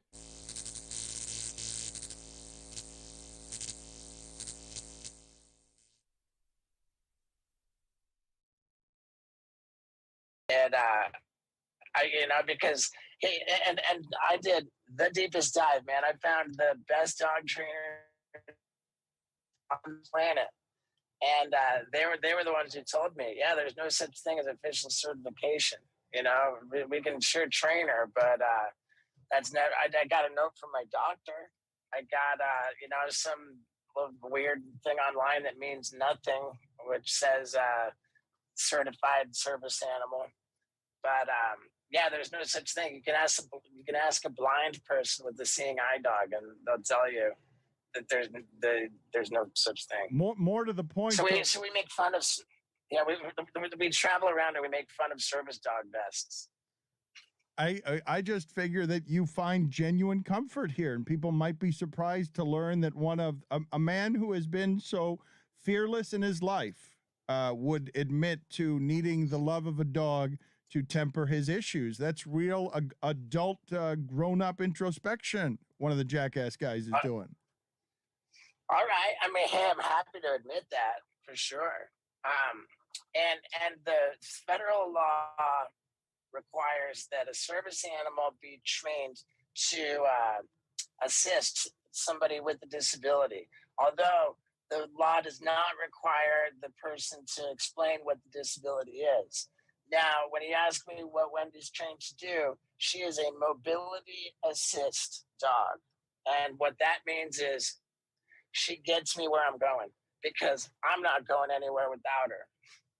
Nice. That's why you got 100 million views. That's because people love dogs and love the story of you just found a dog in Peru and fell in love. Well, Steve-O, are you certain there's no one in Peru looking for their dog named Wendy? I mean, I am. I'm very certain. Okay. I just wanted to make sure, Steve. Okay. Thank you. Thank you, Stugotz. So you are now touring the country. Tell me about what this portion of your life looks like. Could you have imagined 15 years ago that you'd be on a tour bus, not having to break your spleen doing something? Well, it's bittersweet. I am on a gorgeous tour bus, and the tour I'm on is called the Bucket List Tour, and what that is sort of spleen breaking stuff. However, I shot it all for the tour ahead of time. It was stuff that I would never be allowed to do for Jackass, like having general anesthesia drugs administered through an IV while I was riding a bicycle. And, I got another medical professional I got another medical professional to put a 4-inch needle into my spine and inject a drug into my spinal cavity to paralyze me from the waist down while I was in a full sprint. I had another one where I had another one where I was butt naked in an airplane and quite literally servicing myself with a guy strapped to my back. And as I fell out of the airplane, I was ejaculating, which I'm pretty proud of. Oh, geez. So it's a XXX rated show loaded with flagrantly illegal stuff, and I'm just tickled by it. And it's a multimedia show too. So after each bit, I scream.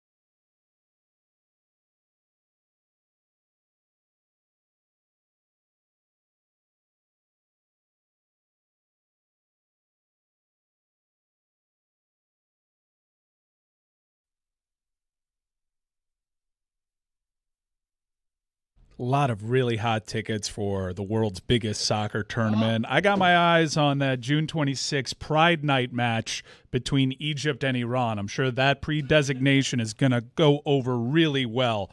But if you want tickets to this premier soccer tournament, why don't you take the guesswork out of buying tickets with the Game Time app? Download Game Time, create an account, and use code Dan for $20 off your first purchase. Terms apply. Again, create an account and redeem code DAN for $20 off. Swipe, tap, ticket, go. Download the Game Time app today.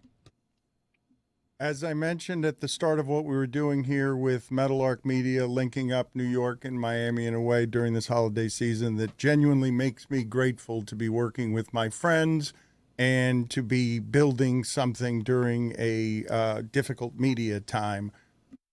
It doesn't mean that I'm not frustrated at all times by working with these friends, because Chris Cody just texted me during that last break. I have a bunch of nicknames that can be used instead of hogs.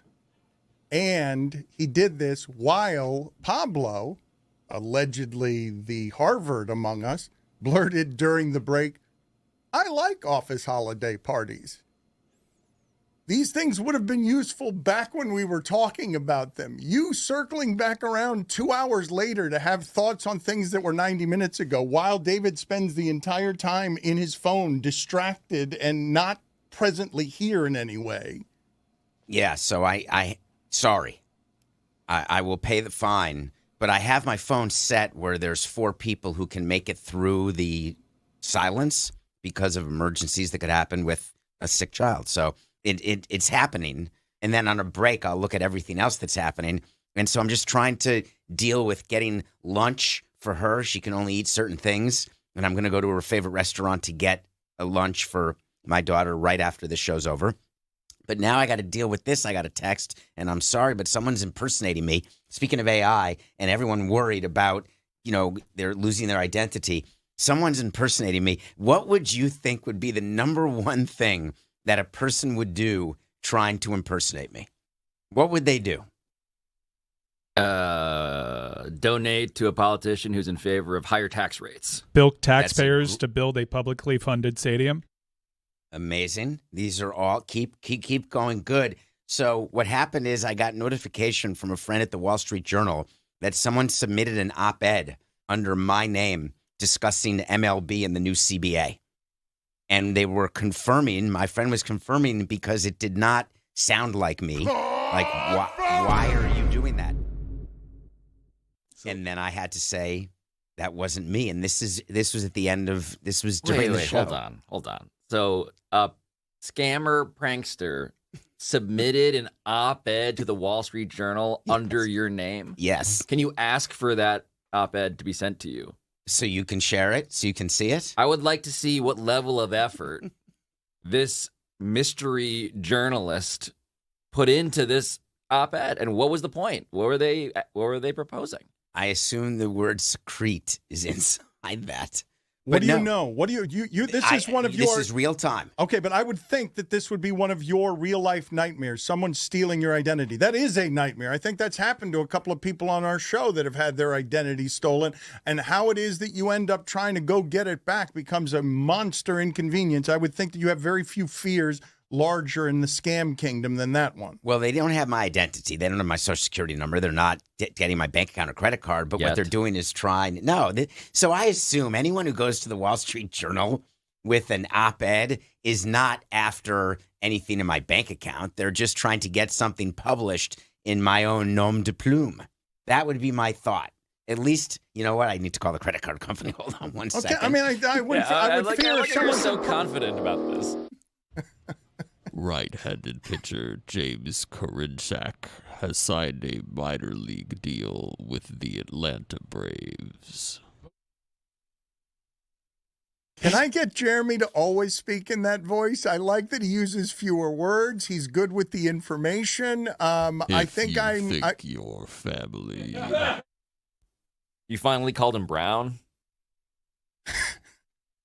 I am reading some news here from Quentin Jammer that I'm having trouble believing. The Quentin Jammer I associate with having one of the great names for someone who has ever played a position. You very rarely find someone named so well in sports for what it is that they did well in sports. He was a very good cover corner who jammed well at the line. He has now admitted, is this on Twitter that he did this? That I just find this impossible to believe that he played 8 games. How many years ago, Pablo? Just drunk. Incredibly shit-faced drunk. What do you mean? No, the term. I mean, let's read it though, because this is from last night during I guess the game.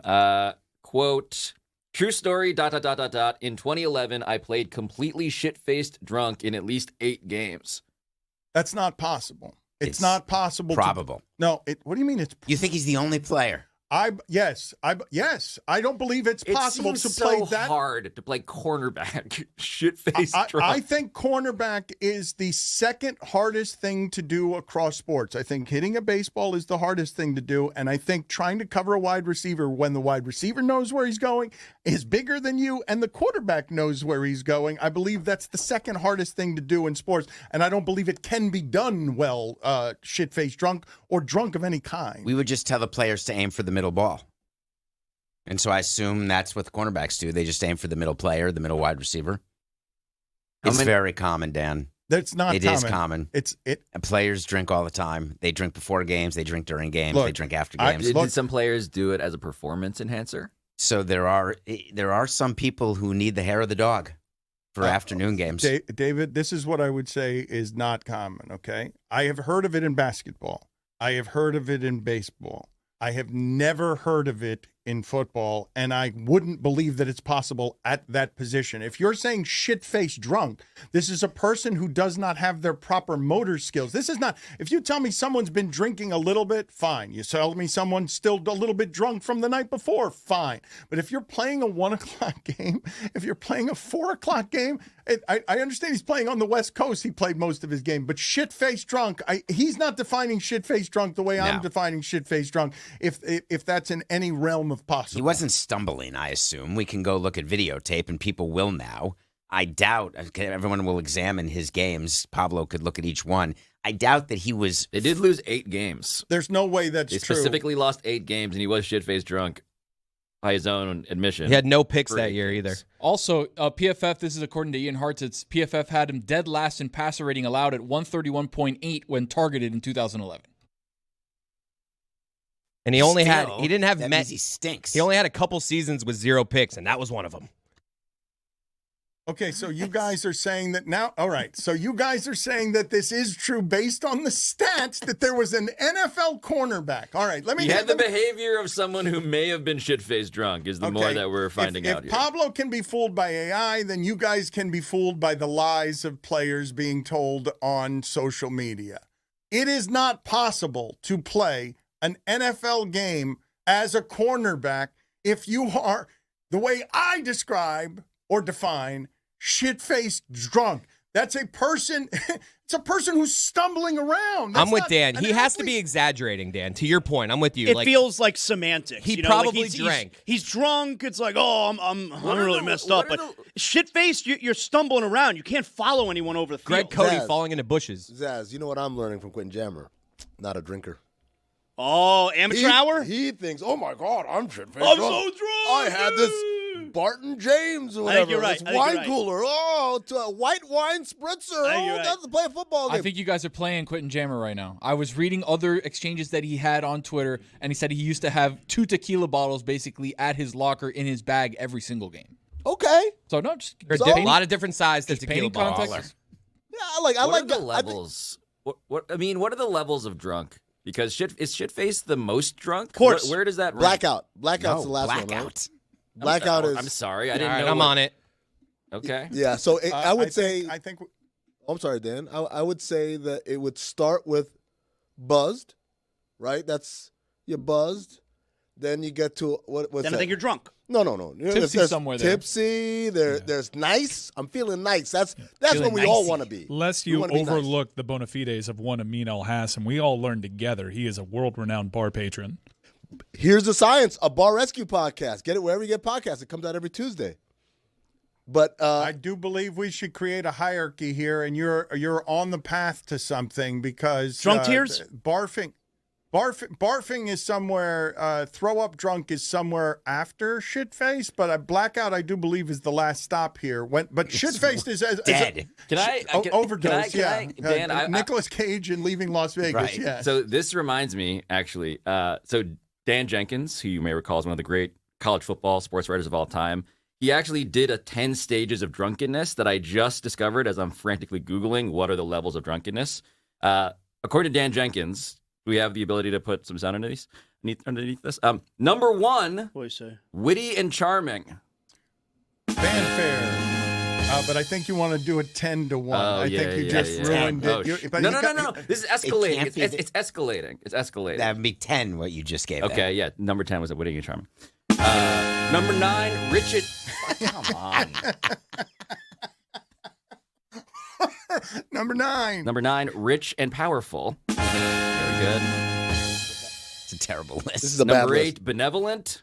Number What do we do? 7. What is this list? Clairvoyant. Number 6. Fuck dinner.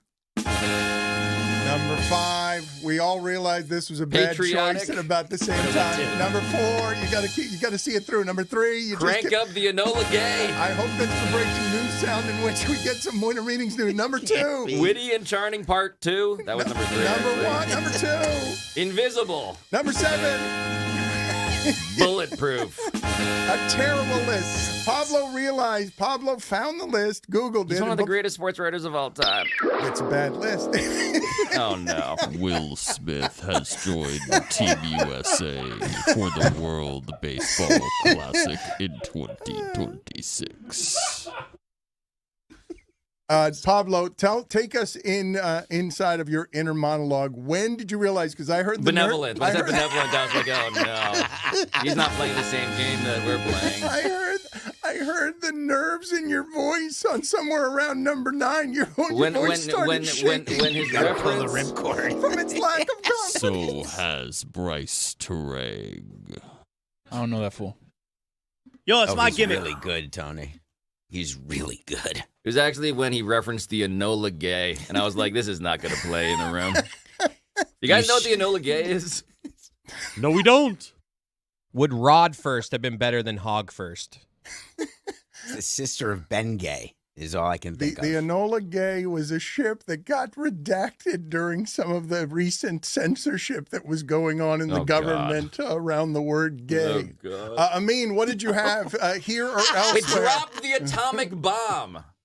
That's what the Enola Gay was. It was the bomber that dropped the first atomic bomb. Did you know that before it got redacted? Can we move on? Amin, what did you have here? I've got your levels of drunk, Dan. A better level A than better. Dan Jenkins? It can't, Benevolent isn't on it? No benevolence. Hold on a second. Zaz, go through there and see what penalty fits for Pablo there, and let's kick him out of the room for a couple of minutes based on going to a Dan Jenkins list that he hadn't vetted before he started reading it. Find the penalty that gets Pablo the hell out of this room. Minor penalty, 2 minutes. Accidental racism. No, Zaz. What? You can do so much. Zaz. What happened? He had 5 choices. Zaz, you What'd I got say? 100 choices in front of you. That's not one of them. I'm in the fairness, captain the now. Enola Gay was a problematic, character in the story of the Japanese people. So Stopping the show. Okay, there it is. Gunnar another one of Henderson these? has joined Team USA for the upcoming World Baseball Classic. Gave him positive reinforcement. Now he I should not have given him any access to power. I mean, what? Go ahead. How many do you have in the tiers of buzzed? I've got 9 levels. All right. So it starts with you couldn't come up with a 10th. No. Just to. You have Greg. You have Greg Cody on there. I don't. I should. There you go. There's you your know 10. what? I'll add Number it. 10 right That's there. number 10. All right. All right. So it starts with buzzed. Solid. Good answer. Then you're tipsy. Then you're nice. As I said before, that's where you want to be. Same as feeling good. Yeah. Then you're drunk. That's when you take that one shot after you're nice and you're like, I'm trying to maintain, but you can never maintain. You cross over to drunk. Then obnoxious.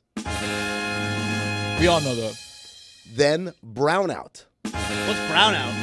Brownout is you're functional, but you're not all the way there. But like people would not be able to know that you're absolutely out of your mind because you're functional. But the reality is you're out of your mind. After brownout, you get the shit faced. You skipped over let's go to the strip club. I'm trying to be inclusive. After shit face, you get blackout. How's that not the end? Because then there's one more level, leaving Las Vegas.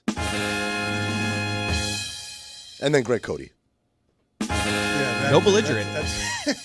Greg belligerent was the word I was trying to think much of. better than Dan Jenkins' list. What about who wants Taco Bell? What about I'm good to drive? Somewhere. Whoa! Who said that? That was before Buzzed. I wanted to get to a couple of the transactions, not just in baseball, because I wanted to ask you what Kyle Schwarber is going to get, David. But before we do that, I wanted to get from Amin, what do you think is going to happen with Ja and Giannis? Something is going to happen. Do you expect both of those players to be with their teams, yes or no, by the time the trade deadline happens? Ja, no.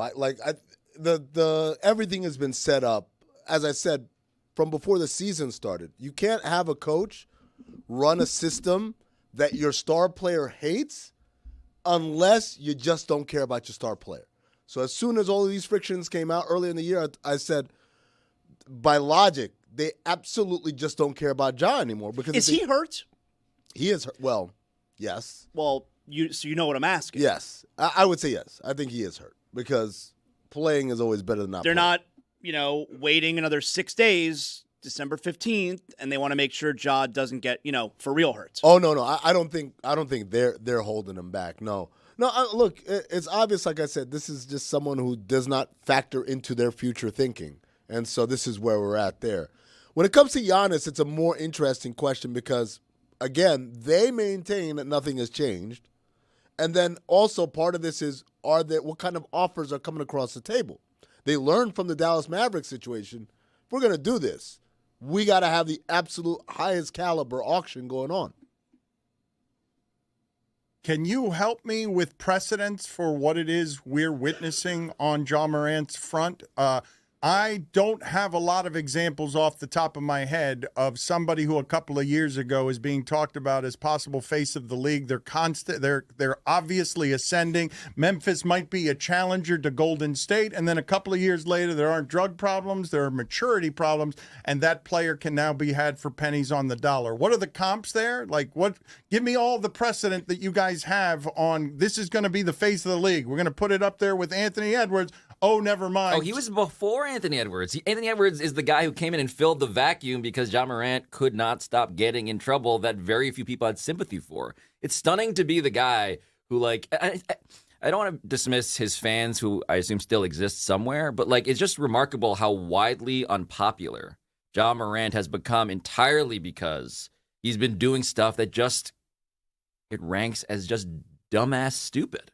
Isn't that how you become wildly unpopular? By brandishing guns on live Instagram, by disrespecting your coach or organization, by not being a winner, by being physically hurt half the time. He and Zion Williamson, to me, are now on the same page. They are just two busts. But no matter, the part that I guess I'm asking you, Amin, is to help me, young player with such obvious physical gifts and explosion that all of us are saying, I can't wait to see what this becomes. Is it going to be what takes over the league?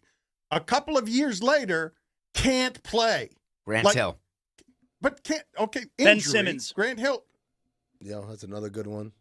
Brandon Roy was another good one. I mean, a lot of times these examples aren't, he what a dumbass. It's usually he got hurt again and again and again. And so there are a lot of names like that. Penny Hardaway is another one. I mean, I felt like that whole post-Jordan the first time era was all these guys who had potential, but then they got hurt and they couldn't live up to it. Forgive me, though. I am making a distinction here, though. Injury, to me, doesn't qualify in this conversation. It's random. It's guy can't play. So it's Ben Simmons. Doesn't have value as a player, and it's not because he's hurt. And when Zaz asks Amin, is he hurt? I don't know if he's asking physically or emotionally, but the answer is yes. Whatever's happening there with John Morant, he's hurt in a way that doesn't seem physical. He's not a player people want right now because they don't trust him, and I don't have a lot of comps for that aren't drug-related. Well, Milton Bradley. Dan, the reason for Ja, right, because it's complicated. Injury is a part of his story. He hasn't been available in part because he gets hurt quite often. He doesn't have the biggest frame. Style of play is a problem because his inability to shoot consistently makes the game a little bit more of a liability, more tough to build around than what we're seeing from the other great guards of his position, who they can all shoot. And then it's like the seemingness of, do you get it? I don't even think the problems off the court are as big of an issue.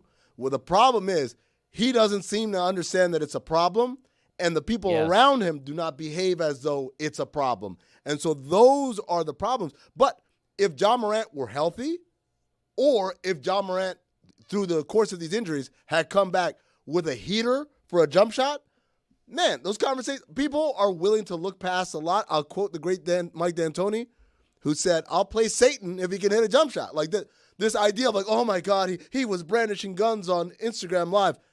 NBA people don't care about that shit for real. They care when it affects your availability. They care when they're also not a good player anymore. Right, like they care, or that you're hurt, or that. But all of those are potentially in play right now with Ja. Let me put it this way. If Giannis had a flashing guns on Instagram scandal, you guys think, well, not anymore. Of course, everyone would leap for it. Okay, but I just, the thing that I just want to stop you on, because I'm having trouble with this even as you guys name names, okay?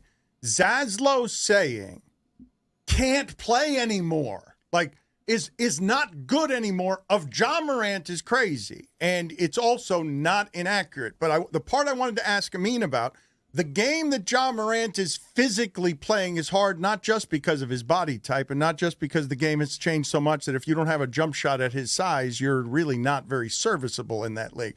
The other part that has been affected over the course of the last 2 years is how physically hard it is to always land on that floor, how hard it is to get foul shots, how hard it is to play the way that he plays. And so when you guys say can't play anymore, you guys aren't going to find a whole lot of non-injury division. Oh, I know that guy's going to be a superstar athletically, and then 3 years later, oh, never mind. Well, I don't agree with Zaz on that. I think he absolutely still can be a transcendent player. It's just it's harder to build around when you can't shoot, because that means everybody else has to be able to shoot, including your big.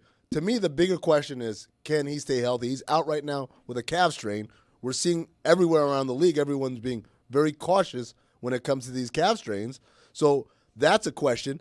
The way he's played early this year, obviously it's in quasi-protest of the way his coach wants to play the game, of what's being asked of him. And again, that goes back to I don't think he gets it, or maybe he does, because as we've said many a time on the show, in the NBA, the way you get traded, you don't hold out. You come up and you show up and you make a stink. You make a mess. But doesn't that then seem like the worst possible fit for the Miami Heat, which fetishizes culture and players who get it? Like, no one embodies the opposite of what you guys delusionally think is Heat culture. I think no one is less Heat culture for that reason than Ja Morant. Yeah, but he's the guy they want another Jimmy Butler. That's why they're not trading Ja. Go ahead, Tony. No, what I was going to say, too, like the NBA has evolved into, are you a three-point shooter, you get a three-point shot, or you get a shot at the hoop?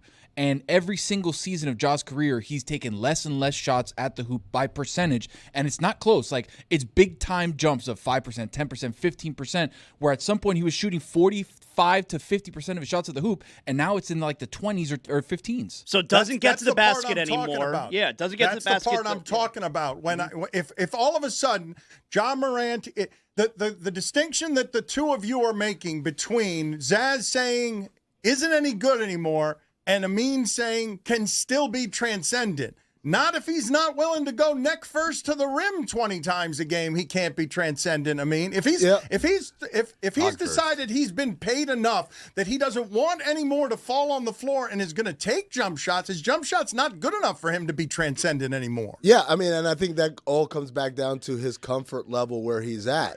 And is he incapable of getting to the rim, or is this a conscious decision where he's making? But to go back to what David said, oh, they don't want another Jimmy Butler. They'll take another Jimmy Butler if they're going to get to the finals 2 times. If you're going to compete at the highest level. Bringing them to the finals. Hold on. You would have said the same thing about Jimmy Butler 6 years ago. You would have said the same exact. I know because everybody on this show said it. When I told them he's a superstar, they're like, Jimmy Butler's not a superstar. But the reality is, talent wins in this league. And Pablo, you said Miami fetishizes the rigidness and all that. You know what else they fetishize? Second chances, reclamation projects. This organization, it's like a third chance for Ja. They love. Well, it's a second chance because anything that happens in your first organization, you steamrolling everybody. When you get somewhere else, that's when you realize, oh, I'm expendable. And so that's usually when you get the best version of someone, is when they get to that next opportunity. But to answer the question, they really have a track record of getting guys that people have given up on, either because of injury or because of attitude or whatever it is, and getting pretty much a lot of success out of it. Getting the best version of them. I would say that probably Mike Ryan, who hasn't watched a whole lot of Heat basketball over the course of the last 2 years, I would guess that he probably was arguing that James Harden and Kyrie Irving weren't culture guys, and I imagine they would have done pretty well in Heat uniforms, both of them. Yeah, we've done this before. I guess Russell Westbrook, I think most people were kind of anticipating what I think some of the conversation around Ja Morant is, which is not only is he the occasional malcontent, but he's also highly reliant on his athleticism. I will say Russell Westbrook and Ja Morant, I mean, you can back this up, built very differently. And I think Russell's athleticism probably lasted longer than most people would handicap. But I think that's a real thing. I think that culture fit is a real thing. But everybody would concede, as you have the Giannis and Ja thing, no matter who the Miami Heat would potentially give up if they were to acquire both of those players. Fit, culture, all those discussions being had, doesn't matter. They automatically become the favorite in the Eastern Conference, I think. Mike, you're asking, should I get the Lamborghini or should I get the Porsche? And you're saying, why not both? That's right. Okay. What? Yeah, sure. I think if you're worried about acquiring Ja Morant and what it does to your locker room culture, you're going to give up some pieces, maybe not as many as you would think, because his value, there is an argument to be had, guys, this might be the time to go after Ja Morant, as everyone's trying to keep their powder dry, trying to see what the offer might be for Giannis. Now's a great time to show up like a thief in the night and take Ja Morant. But if you're going to give up plenty of assets to acquire Giannis and some assets to acquire Ja Morant, what is your locker room culture anyways? It's whatever your head coach dictates, because the guys that make up your culture are now gone. Who's the last guy who was a poor cultural fit out the gate in Miami? That they traded for, that they gave something up for? They went out and got Hassan Whiteside. And Deion Waiters. Smush Parker. You see what I'm saying? These They're are just not listing bad contracts. I'm listing bad attitudes. They're listing bad attitudes, but these are all people who were off the scrap heap. When they go out and get people, and we had this conversation, I think, off air a couple of weeks ago, Dan. You remember this? We're talking about Tim Hardaway. Was Tim Hardaway a senior? Was he acquired at a lower rate because his knees were bad, or was it because he had a bad attitude? He was benched. Right? There was a vibe about Tim Hardaway. He came here, Heat lifer, right? So Alonzo Mourning had friction with Larry Johnson and forced his way out of Charlotte. Came here, Heat lifer. They tend to get guys who the world has said, oh, it's too much of a headache, and those guys tend to buy in. Shaquille O'Neal came in the best shape of his life. Now, does it last forever? No, we saw what happened with Jimmy. We saw what happened to Shaq. At some point, people wear out that welcome. But this idea that they would never get Ja because Ja doesn't fit Heat culture, that's what Heat culture is all about, is getting guys who are outlaws and renegades and rogues. Antoine Walker also probably qualifies in terms of some of that. I wanted to get into some sports business with Dave before we... The Boston Red Sox have traded for relief pitcher Johan Oviedo in exchange for prospect Yostinson, the password Garcia. David. That is I'm 3 days doing a old. thing. That is 3 days old. If you don't have breaking news, do not interrupt me with stuff that's not breaking news just so that you can do your character. Doing a thing. No, I don't You know. did this. You do a timely thing. You do not do a recycled bullshit thing from 3 days ago. If it's a breaking news sound, respect the breaking news sound. Junior Caminero has joined the Dominican Republic for the World Baseball Classic.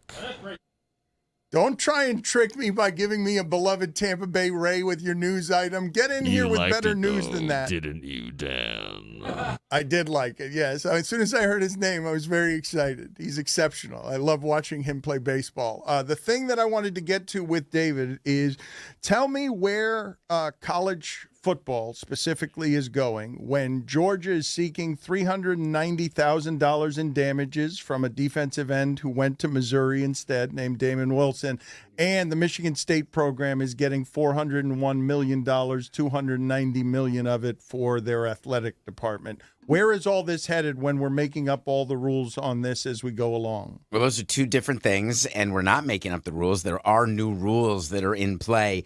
The lawsuit, that's a day old. Listen to yesterday's Nothing Personal, but just know when you sign a contract, you got to fulfill a contract. So just leave it at that. And if you don't, you can get sued. When a player agrees to take money because they're now professionals, which is what Mike wanted, what all of you wanted was for these kids to get paid. Well, guess what? Now you have to be a big boy. When you get paid, you have to do your job. And you can't transfer to Missouri, which this kid did. And now Georgia's saying, give me my money back. There's a damages claim in the contract. Pay it. Reasonable. It's going to be an interesting lawsuit because these players need to pay attention. The other issue is we all try to, every college, Miami does the same thing. Mike is a part of it. Everyone's raising money. It's called development. You're developing for to endow science chairs and to endow faculty positions. You're doing it to raise money for the athletic department, to raise money for the general fund that the president can run of a university. And when you get a big donation like that, it goes to the budget, a percentage, and a bunch of it goes into capital, meaning we're going to use this money to build a facility. We're going to use this money to pay down debt. We're going to use this money to reinvest. And I want to point out the last thing about why these schools are all taking this much money. There's a new law that passed, and people are saying it only impacts Harvard and Yale, but it's not true. There's now a larger tax on earnings made by a college endowment. A college endowment is money that a college has to do financial aid for students. It's money that a college has to fund its operations. When your tax rate goes up, that's less money for financial aid, less money to endow a science chair. So you have to go out and get boosters to give it, get famous alums to give it, or anybody to give it. So that's why you're reading about more of these large gifts. We are talking about the college football playoff ad nauseum, and I can't honestly fathom the idea that as recently as 5 years ago, if I had suggested to you guys, hey, you know that Ohio State is going to have a payroll for its players of about $20 to $25 million. Awesome. That was 5 years ago. That wasn't that long ago. Once the money starts pouring in from boosters who want to do what Phil Knight did at Oregon, where just rich people want to have athletic department toys, I told you yesterday, Missouri and Vanderbilt and Indiana and Texas Tech just had the best seasons in program history. Vanderbilt's been playing since 1890, because you can get in the game like that if you have somebody who has money. But the thing that I am worried about is that in that search for more money that David is describing, at a certain point, you run out of wealthy alumni who are there to give gifts, who are there to donate. And Never. Then you have their kids get into the school. No, but David, the whole point is that there are competitive advantages that some schools have that others will not. It's not an even playing field in which everybody has access to the same class of booster alumnus. And so the thing that's happening next, which we've talked about in the sporting class for months now, is private equity. And what happens then when they are now operating every program like an actual straight-up business in which you can invest? And if the people who are putting the money into your program are investing, Dan, not because they love it because they went to the school or because they're delusional about what it brings to them in terms of ego and glory, but because they see this as a money-making operation, there will be decisions made when you're a stakeholder in a business of college sports where you're making the call, you're putting pressure on the athletic director and the coaches to do things not because it's going to help you win, but because you want to increase the profit margin of the business, which is a different conflict of interest. And is it worse than AI? This is just progress. Also bad. Everything's bad to you. I'm not interested actually in talking about the scary portion of it. I'm actually interested in just asking you, if we've gone in 5 years from, you can't imagine these guys being paid to Ohio State is your champion and they've got a payroll of between 20 and 25 million. If that's what's happened in 5 years, I think we'd all agree that to be the champion of the second biggest sport that we have in America, any program would pay $25 million for that. Where's this going to be in 5 years? Like, if that's the acceleration rate for the first 5 years, where are we going to be in 10? It will be a professional league. It's what I've been saying. But what will since the dollar bounce be? You'll have a payroll. It'll be a payroll of what the revenues can withstand. Could it be $100 million, $150 million payroll for a college team? Of course it But then could. the question is, do you ever cap the salaries, right? Which means you have to collectively bargain with There'll be a union. employees, which means you need contracts, which means you need unions, which means you're back in the place that has pro sports also dealing with the same shit we've been talking about for decades. Like, it's becoming the same thing. Yep. And that is not great. I dare say. You wanted it.